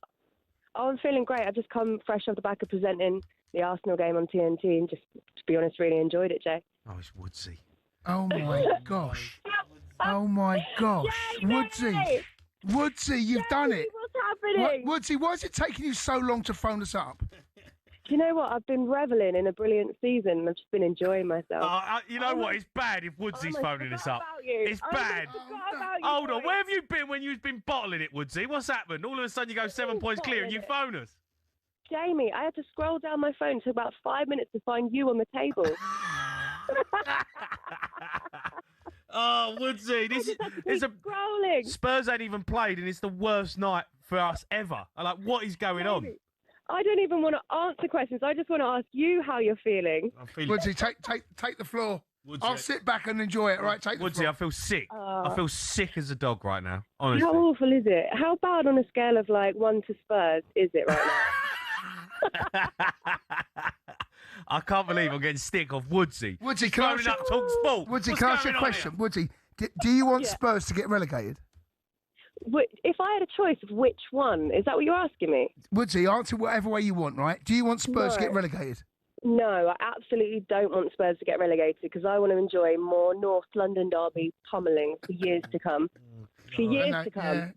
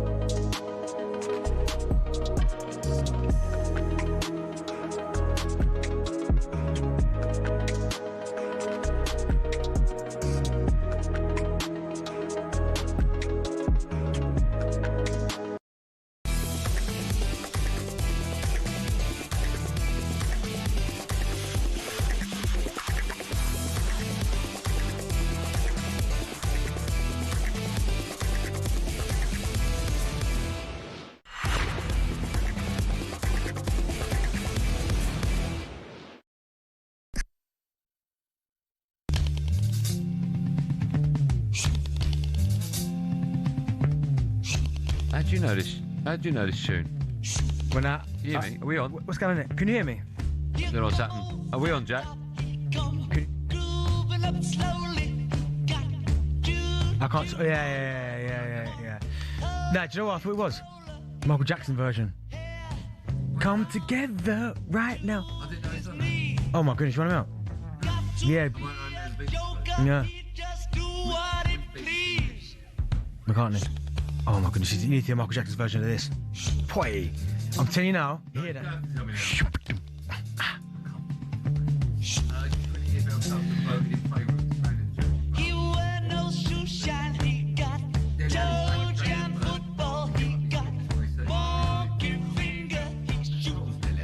Only 29. You taking me United now? Okay. Well, no, one. I'd like to see him playing, man. Yeah, I'd love to. It's obviously nowhere near. We'll take your calls on all things Tottenham. I mean, one of the questions is, can they come back up from the Championship? But just what's happening at Tottenham? 03717223344 is the number to dial. Let's go to the phone line, shall we? Luke is a Spurs fan. Hi, Luke. Hello, how you doing? Good, man. How are you? Yeah, pretty good. Well, not great. I mean, awful, depressing. But well, I agree with what Bentley was saying about Shuda. If he doesn't win this game, he needs to go. He's played. They brought him in. It's not his fault. They brought him in. Put him in. He's doing his system with three at the back, wing backs, all that. He's playing Archie Gray. Well, that's his fault. Archie Gray is a left wing back. When we've bought a left back in the January transfer window who's quite capable of playing that position, clearly. And I just think these managers just try and tinker and try and think too much and try and, it's just stupid. Just play people in the right positions. These players, I don't believe they're as bad as what they are in the league. Agreed. I really don't. You look at all the players through all the team and they're decent Premier League players. No, might not be top four, might not be top six, but they're definitely a mid-table team. And they don't need tinkering. They just need a rocket up their backside. They need a little bit of love, some of them, and we just got to get it sorted. And they're all just feeling sorry for themselves. And they just, the Redknapp situation, yeah, it would be great maybe 10 years ago, but now you're right in what you're saying, probably a little bit too old for it, but you need someone who's, Robbie Keane would have been, I reckon, would have been perfect for it, really, having him in there. If we lose tonight, well, we stay in the position we're in, and we're in big problems. But I do believe that at this moment in time, with that manager in charge, and we're going down, it's done. I've called up before. It's done. I can't see us winning another game because we just can't string passes together. We can't create chances. There's like Solanke's okay, but he's like he gets the ball and he just runs around. He's never in the box. There's no real figurehead. I like to think maybe Richarlison can do something, but he's up and down. 1 minute he can score a couple of great goals. Next minute he looks like he's a championship player. Will we go back up? Probably will do, because you're right in what you're saying. You can just bring in all these players and just get back up, but it's a massive dent. And with Arsenal basically winning the league and us going down, it's just like it just ends the club for me. Yeah, it's tough, and I think he's right. When you look at the players they've got in the squad, I mean, you've got Vicario. I'm not a big fan of his, but he's all right. Pedro Porro, Danso, Van der Ven, Archie Gray, I think, has done well. Palhinha, Basuma, Kola Mawani, Javi Simmons, Tell, Richarlison. That's a mid-table team. You know what I mean? It's at worst. Yeah. Sam's a Spurs fan. Hi, Sam. Hi, boys. How are you? Good, man. How are you today? Oh, couldn't be better, lads. Couldn't be better. Are you going tonight? No, I'm not. No, so I live quite far away from it. But it's just, I don't know. I'm listening to what you're saying, Andy, and kind of, yeah, you look at the team, and there's only so many excuses you can make for them. I think we've got great players, and kind of we've got a lot of players that a lot of teams would, Real Madrid and Barca are coming about, talking about coming and getting Nicky Van der Ven, and Romero, as much as he's an absolute liability most of the time, he's a good player, and we've got brilliant players. You can moan about the injury list as long as you want, but when you look at the players we have got that play games, it's not their first time in the Prem. It's not their first time in difficult situations. Like, they've got to be able to just dig in and try and get a couple of points. So what's going to happen tonight? Oh, I think we'll get beat. Because and look, lads, that is just the mindset at the moment. I just heard the last caller then say, I can't see the next game we're going to win. You look at teams like Palace, and you look at teams like, we've still got to play Wolves, we've still got to play West Ham, we've still got to play Leeds, we've still got to play Forest as well. But I wouldn't want to play Forest at the moment. I wouldn't want to play West. We haven't got to play West Ham, I don't think so. Thank God for that. But you wouldn't want to play West Ham at the moment because they're picking up points. People are looking at us now and thinking they're easy pickings here, and we've got to prove them wrong. Lots of downbeat Spurs fans, understandably so. I think tonight will be a big. If they get beat, then I think a lot of Spurs fans will be like, "Oh my goodness!" Like at the minute, because they're still out of it, you are a little bit like, "It'll be all right." Tonight, if you get beat, it's like, "Oh my goodness!" It's real life now. Yeah, it's real. I agree with you. Dave's a Spurs fan. Hi, Dave. Oh yeah, you're right. Oh yeah, loving football. What's not to love about it? Joking, it's been awful, hasn't it? No, unfortunately no. I live in Bournemouth, so I managed to get to Fulham on Sunday, which was like, oh my God, that was the worst. But I just I would have never brought Tudor in. I mean, yes, he's supposed to be his impact manager, but doesn't know the Prem. He's never played in it. And I think I agree with Jamie. I would have brought Harry Redknapp in a heartbeat. He would have whipped up the dressing room, got a bit of confidence in the squad. But that's what they're lacking. As everyone's saying, they're not. Dave, even at 8 years old nearly, you think he's whipping up the dressing room? Yeah, I think he could. I think he could. Do you not think he could? I think if Harry Redknapp was the Spurs manager and the players were Spurs fans, it would work. Yeah. Right? No. These players don't feel anything towards the club or anything near towards No, there's no passion there anymore. Yeah. There's no passion. I mean, as I said when I called in initially, we were lucky not to get relegated last season. Had the season lasted probably 4 more games, we could well have been swapping places with Leicester. I can't see anything but, like the other guy just said a minute ago, I can't see a win coming at all now. If you sacked the manager, would you have big hands back? To be fair, I had mixed feelings when they sacked him. I think winning Europa should have brought in another 10 games at the start of the season just to see if we, what he could actually do. A bit more investment in the squad. No, I mean, yeah, no, I wouldn't bring him back now. I mean, the way we were playing at the end of his tender, it wasn't the best at all. Yeah, in Europe, might win the Champions League with him, but then again, going against Arsenal, probably no chance. So no, I wouldn't bring Ange back. No, I don't think that'd be the right thing to do. No. Are you telling me my mic's not working? Yeah, a lot of people are messaging on YouTube saying Andy's mic's not working. Right, okay. Well, it sort of is. Hasn't worked for the last 5 minutes. Oh, okay. Well, it's working now, is it, Jack? You found the right button, have you? Well done, Jack. Well done for that. I can only apologise. Still to come, we'll be heading to the red carpet at tonight's London Football Awards. Where's Josh Monday? Is he about? Never thought to say that. First time for no Googling, you got a button to press. We want to know which 2 players have been relegated from the Premier League the most times. Which 2 players have been relegated from the Premier League the most times? The answer to that. And I'll be revealing there's a new job going at talkSPORT as well, right after this.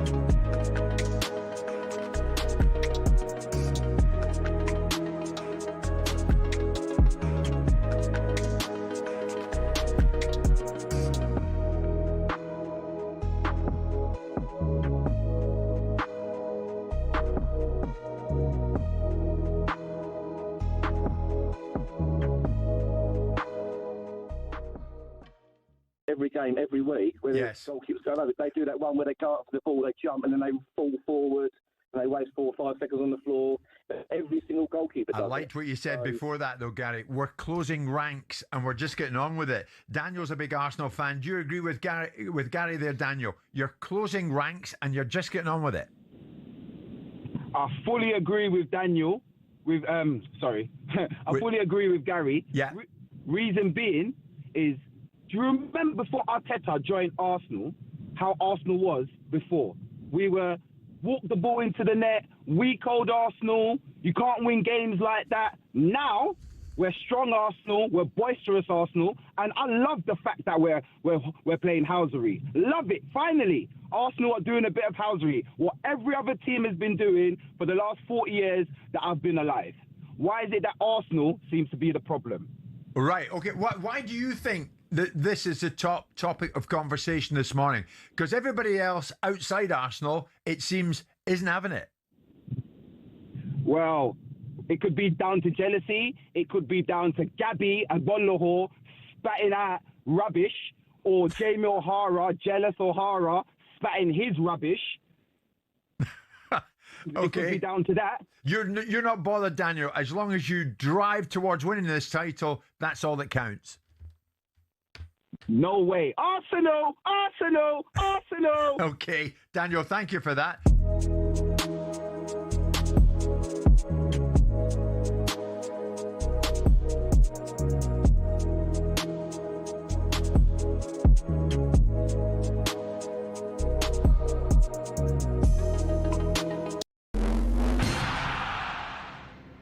have thought a sporting event's halftime show could have a bigger impact than the game itself.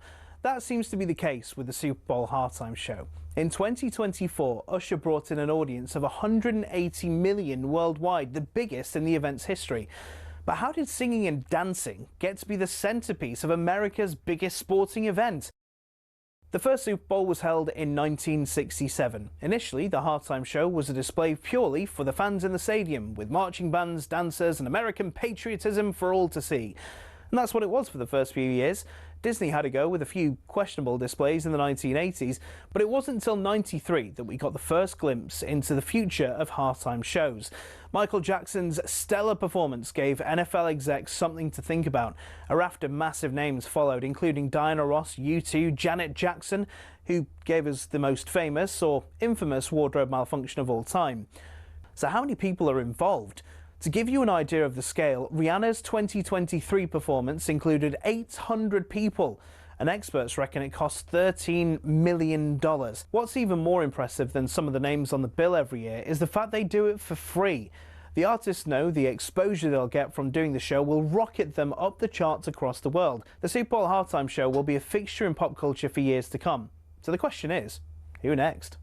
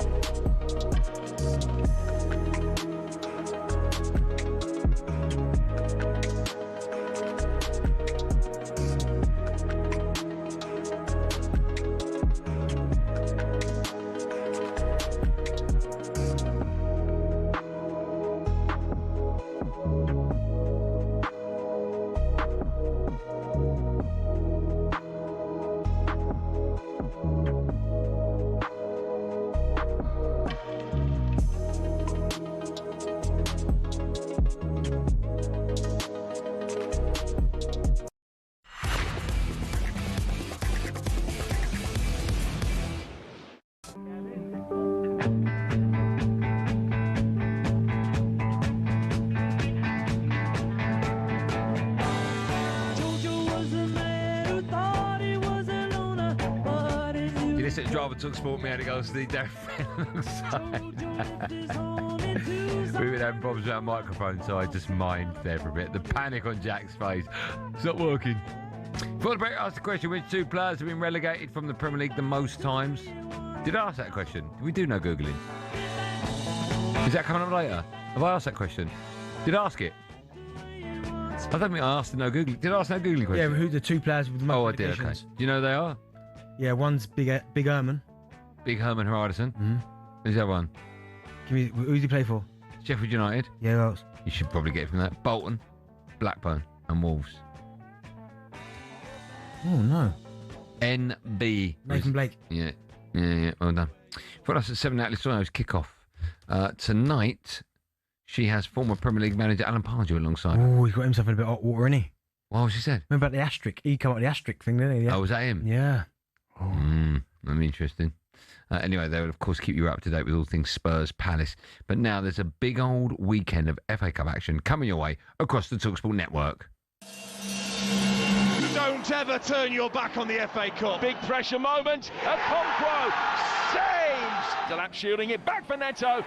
Through the goalkeeper for 4. Third square. Tonali with another drive. Oh, what a goal! Sandro Tonali took that brilliantly. In towards Delap. Delap shooting it back for Neto. Through the goalkeeper for 4. Doesn't matter who you are. If you reach an FA Cup quarter-final, you start thinking about Wembley. Well, there goes the full-time whistle, and that is a titanic performance. Burnley 1, Mansfield 2. Coming forward towards the edge of the penalty area, still Cree Somerville. 1-0 West Ham. Szoboszlai in on goal, hits it. Oh, what a goal! What a strike from Dominic Szoboszlai. This is the FA Cup at its very, very best. Yeah, the FA Cup fifth round takes centre stage this coming weekend with all 8 ties. How about that on talkSPORT and talkSPORT 2, including Mansfield against Arsenal at 12:15 on Saturday? I'm doing that. That's a tough game, isn't it? Honestly, the way your season's panned out. Well, you can only play ahead of you. You can only play ahead of you. I hope there's only 15 changes. Yeah, there should be, right? You still want to win it. Yeah, we want to win it, but I'd like to think, come on. Yeah. We're also bringing Wolves, go on Wolves, against Liverpool tomorrow night, as well as Wrexham against Chelsea, 5:45 on Saturday. In fact, the Wrexham gaffer, Phil Parkinson's been speaking ahead of that one. He was asked if games like this are good preparation for potentially getting promoted this season. Well, I think all through the divisions, when we've had cup ties, we played Coventry when we were in the National League, Sheffield United. We spoke to the players about having that test against the better quality players in terms of tactically, but the physical power of the next level. And this is the next stage for us against a team of Chelsea's quality. The main thing on the night, like I said, is to try and bring our best performance onto the stage, but also for ourselves to see where we are individually and collectively against a team of this standing. Wrexham absolutely flying at the moment. Dangerous game for Chelsea, because I would imagine Chelsea are going to rest. I'd say potentially, maybe, but you're right. I mean, Wrexham are absolutely flying, but Chelsea have got that many players. I mean, the recruitment, so many players. So I'd still expect Chelsea. It'd still be a shock if Wrexham were to beat Chelsea. What about Wrexham? Are they going to rest players? I mean, they're in. You look at where they are in the table. I mean, they're right in the mix. They're currently 6th. Yeah, they've got a nice little cushion over Southampton. What was it, 4 points? I'd make some changes. I think there's enough in between your next game. Yeah. And now, I mean, they play Chelsea. So you play Chelsea on the 7th of March, and then you go 3 days later, you got Hull at home, and that is another big game. So I think for this Chelsea game, I'm resting players. Which is bigger? It's got to be Championship games, right? Yeah, trying to get promoted. 100%. Yeah, much bigger. Their next 3 games, so they play on the 7th of March, then they play 10th of March, 3 days, and then they play 13th. So he needs to rest players. Yeah, I agree. A reminder that all 8 FA Cup fifth round ties this weekend are live across talkSPORT and talkSPORT 2. The easiest way to stay across everything simply by downloading the talkSPORT app. Now, you mentioned his name earlier. Legendary manager Neil Warnock took charge of Torquay United for the first time at the age of 77 on Tuesday night. He guided them to a 2-2 draw against Farnborough in the National League South in the first game of his caretaker spell. Amazing. He joined the Breakfast Show this morning. He said that he was delighted to be back in the game. I'm just helping them out. Probably 2, maybe 3 games while they've got a short list and they're looking at the candidates and really they're in a bit of a mess. So I just stepped in. That's all. I did enjoy. It's a training alley, isn't it? It's that training ground. Of course it is. Great, that man. you miss, innit? Yeah, and as soon as you get back on it, you realise how much it means to you, don't it? I love taking the mickey out of the lads' clothes and things like that. I'm guessing football very much like most sports, but the one we can understand it from probably the easiest is boxing. You have a boxer who retires, comes back, can't stay away from it. I'm guessing football's the same, right? It might not be necessarily match day, but the dressing room, the banter, the lads, seeing your mates every day, etc. So hard for managers as well to stay away. Yeah, it seems like certain managers are just, as you said, they can't quite let it go. They always think, do you know what? That's it. I'm done. But then they come back out again, and it's remarkable because you get some managers that are like, do you know what? I'm going to try and stay just as a Premier League, fair enough, or Championship's the lowest I'm going to go. But there are some managers that just love football that much that they're willing to go and manage anywhere. And listen, fair play to Neil Warnock for doing that. But 77 years old, do you really need that? Not keep you young? No. What, football? Keep you young? What, you're a manager? Well, just day-to-day life, right? I do find that a lot of people, they get to like retirement age and they stop work, and then mentally their brain sort of goes very quickly. Whereas if you've got stuff to do every day, it's keeping you on your toes. Yeah, but again, from a managerial situation, I just think sometimes, he's had a long career, Neil, who's he managed? He's managed the likes of Sheffield United, Palace, QPR, Leeds, Rotherham, Cardiff, Middlesbrough, Aberdeen, Huddersfield. Plymouth. He's pretty much covered the whole of England. Yeah. In terms of the club that he's managed. So, Gainsborough, I don't want to start as we started. At some point, you go, do you know what? And I'm sure his family are going, really? Yeah. At some point. But listen, I get it. He loves the game. You can hear when he speaks about it, the passion. And maybe once he has stepped away, and when he has stepped away in the past, he's been at home just missing it badly. And he wants another Great for the opportunity. players in that dressing room, right? Neil Warnock's coming in. Yeah, of course. Because I've never worked with Neil, but certainly the players that I know that I've worked with him say straight down the middle.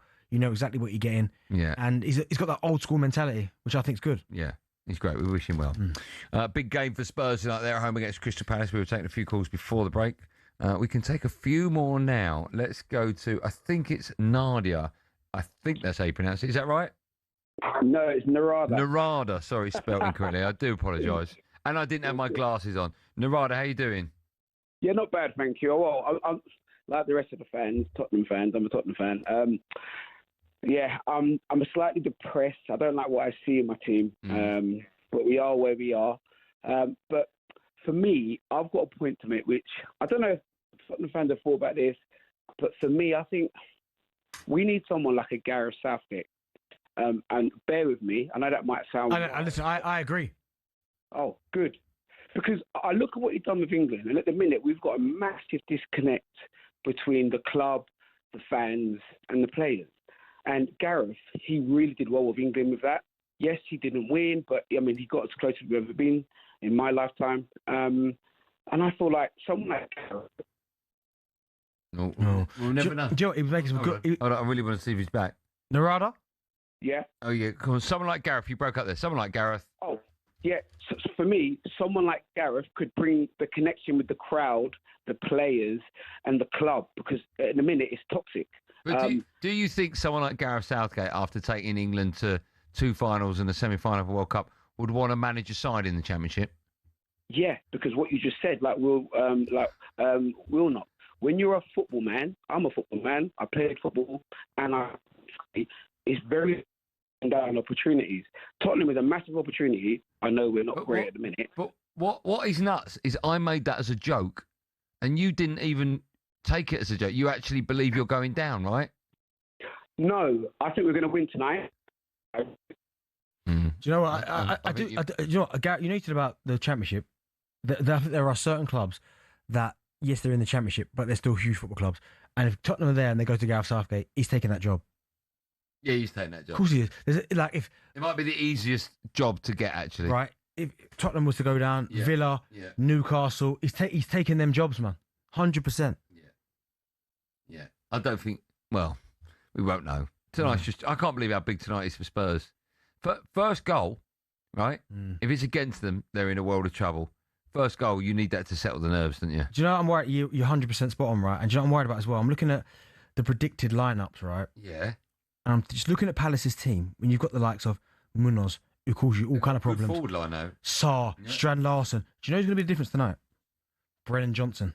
Remember this weird thing about scoring against you? They got rid of him. Fans didn't really like him. I bet he has a big impact tonight. That's a great call. Do you know what I mean? Because he really should be. Listen, whether you think he's there or he's good enough to be there or not, he arguably scored one of the most important goals in your club's history. And he's not really appreciated, is he? No. He'll have a point to prove tonight. Yeah, 100%. Oh, dear. Wharton and Hughes in the middle of the park. Mitchell. It's going to be a good game in this. It will be a good game. And if you stay with talkSPORT, they'll keep you up to date with everything and anything as soon as it happens in that game. And the boys on the sports bar. It could be one of the best sports bars ever. If Spurs lose, know what O'Hara's like. Defoe's trim's sharp, isn't it? He looks good, yeah. We're looking at Jermaine Defoe on our screens. Is it London Football Awards? London Football Awards. That's all I've got on that. Thanks, Darren. When we come back, we'll have some fun with the end of show quiz.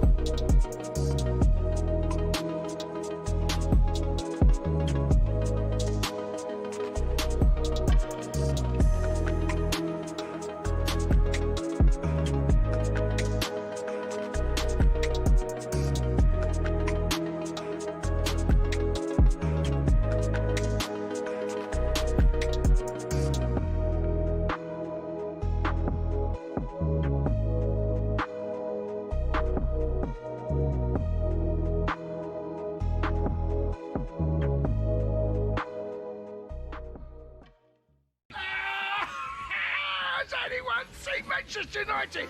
Has anyone seen Michael Carrick's new contract? New job offer, contract, job offer. Can you hear me contract? You almost don't win. Hell of a beating Fergie, blessing Ruben Amorim.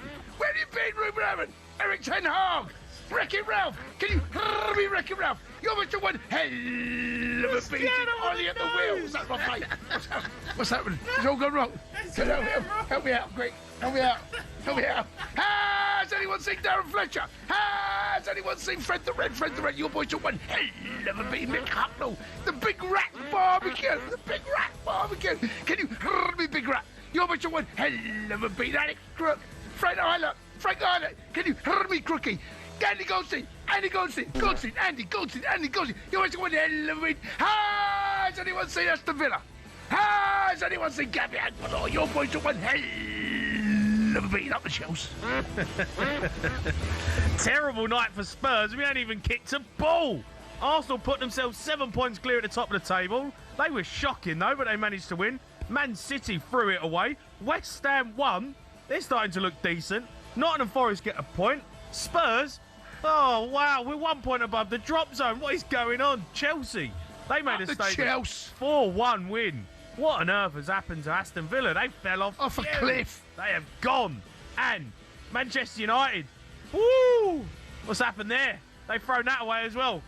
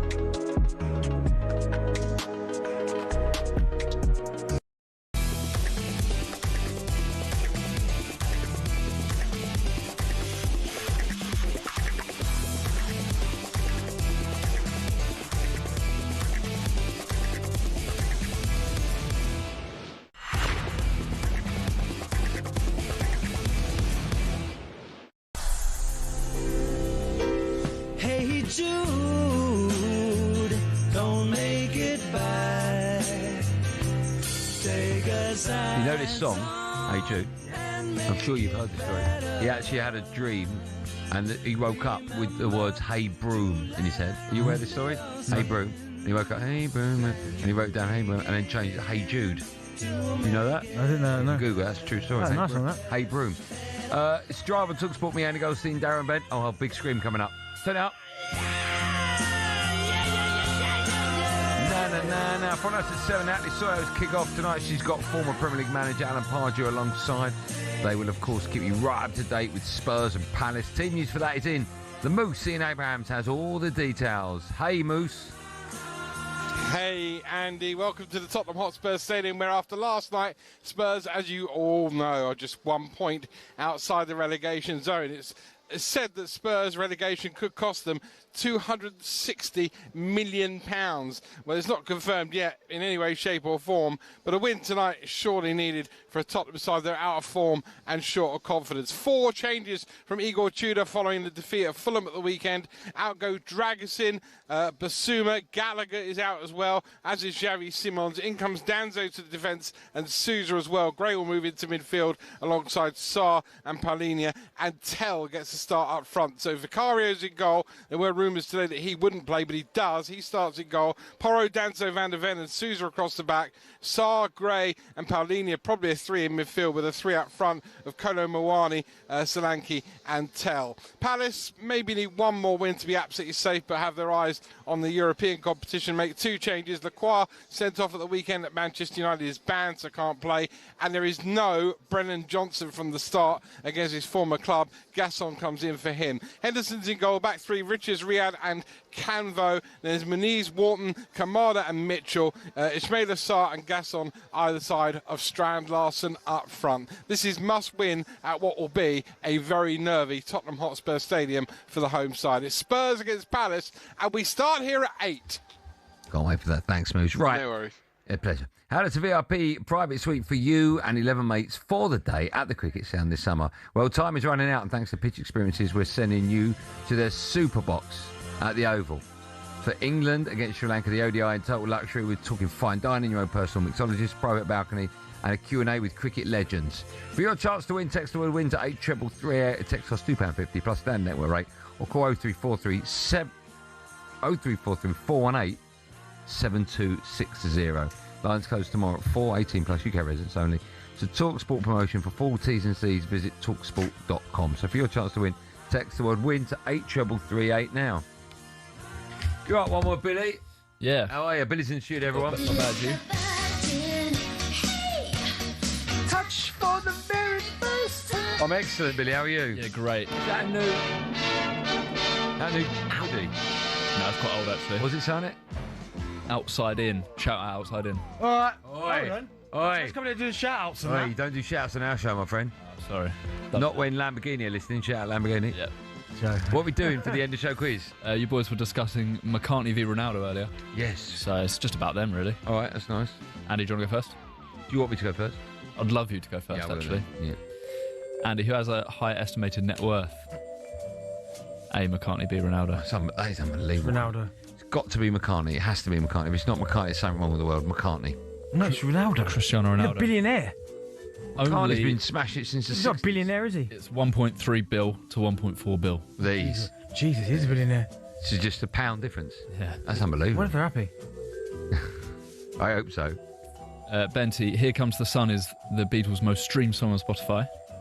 This one should be pretty easy because we've been playing them all day. Name 3 more Beatles songs. Hey Jude.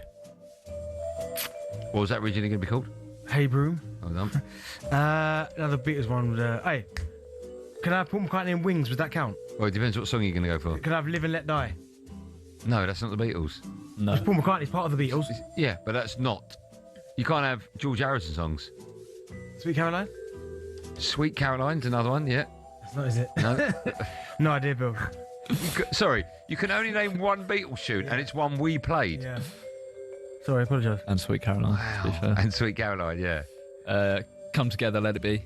Sorry, there's millions to name. What are you doing? Just naming a few. Right, okay. Yeah. Keep going. Andy, what number is... No, read out a few more. Oh, Twist and Shout. Yesterday. Keep going.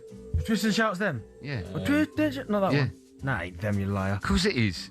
What, I swear we on my did life. last summer, that tune? No, Oh, that's Twist no, again, no, isn't it? Oh, yeah. Yeah. I think that's Bill Haley and the Comets, that song. You're not thinking that, it's like the It Beatles, is, yeah. Go on, Ed. Andy, what number is higher? Ronaldo's net worth, which we already know, or the number of records the Beatles have sold worldwide, including albums and singles? Beatles. It's got to be more than 1.4. Yeah. 1.6 billion. So just 2 more. Just 2 more Wow. records, yeah. Okay. Ben, who was Cristiano Ronaldo named after? Christopher Columbus, Ronald Reagan, or Christopher Biggins? Hit me with that Biggins. Do you know who Christopher Biggins is? Who's that? Wait, that's always correct, right? Biggins is correct, right? Yeah, it's spot on. Yeah, spot on. That might be the single greatest answer I've ever heard of. Have I got that wrong? Am I wrong, Joe? It's spot on. No, You who got is right, it, Bill? Yeah. It's Christopher Biggins. He was a big fan of Biggins. Yeah. Yeah. What's going on? He man? was. Andy, your next question. Yeah. Give me 5 more famous Chris's who have not been mentioned yet. Chris Waddle. Yep. Chris Everett Lloyd, tennis player. All right. Yeah. What do you mean, yeah? Chris Pratt. Give me a chance, mate. Good actor, him. All right. Chris Pratt. Yep. Chris the Dulu. Chris Thor. Chris Thor. No, he plays Thor. Chris Thor. Hemsworth. Chris Hemsworth. Yeah. Do you want one more? I haven't been counting. Okay, that's 5 then. Cheers, Bill. Chris Evans. There's 2 of them. That would have been 2. Oh, yeah. Oh, yeah. Hey, Chris Evans is Captain America. Yeah. What, the fella down the end? Yeah. I didn't know that. Do you want one more that you can both Yeah, we've got answer? time for Christian Biggins to answer, yeah. How many songs is Paul McCartney said to have written throughout his career? Closest wins. Okay. I'll let Benty go first. No, you go first. Oh, you to go first. No, just go first. I'll You're just going to go one or the other. I'm not We'll gonna- say it exactly at the same time. No, just say it and I'll do mine afterwards. Okay. 490. I'm going to go 712. 547. Me. Yeah. That's 57 out. It's not bad, isn't it? Good game. That's all we got time for. Oh, Live and Let Die. Brilliant. Wings. You haven't got Twist and Shout? No, I don't want that. Me. Who was the Bond in this one? Connery. Nope. Ben. Ben? Me and Christopher Biggins will be back tomorrow at 4 o'clock. But will it be Spurs or Palace that live and let die? I've just missed it. We'll be back tomorrow at 4. Be safe, everyone. Be safe.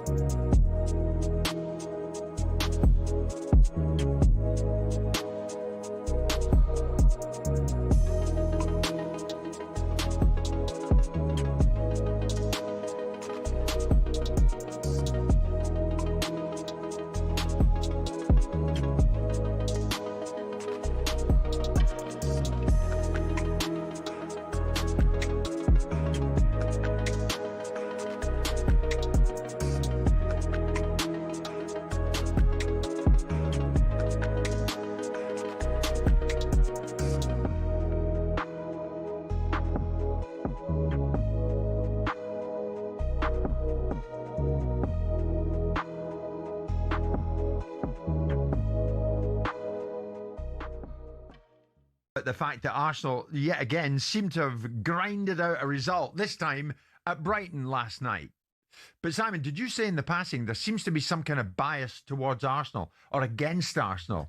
As we went into that break, you were saying to me, there is undoubtedly a bias. Is there a bias? Well, it feels like there's a narrative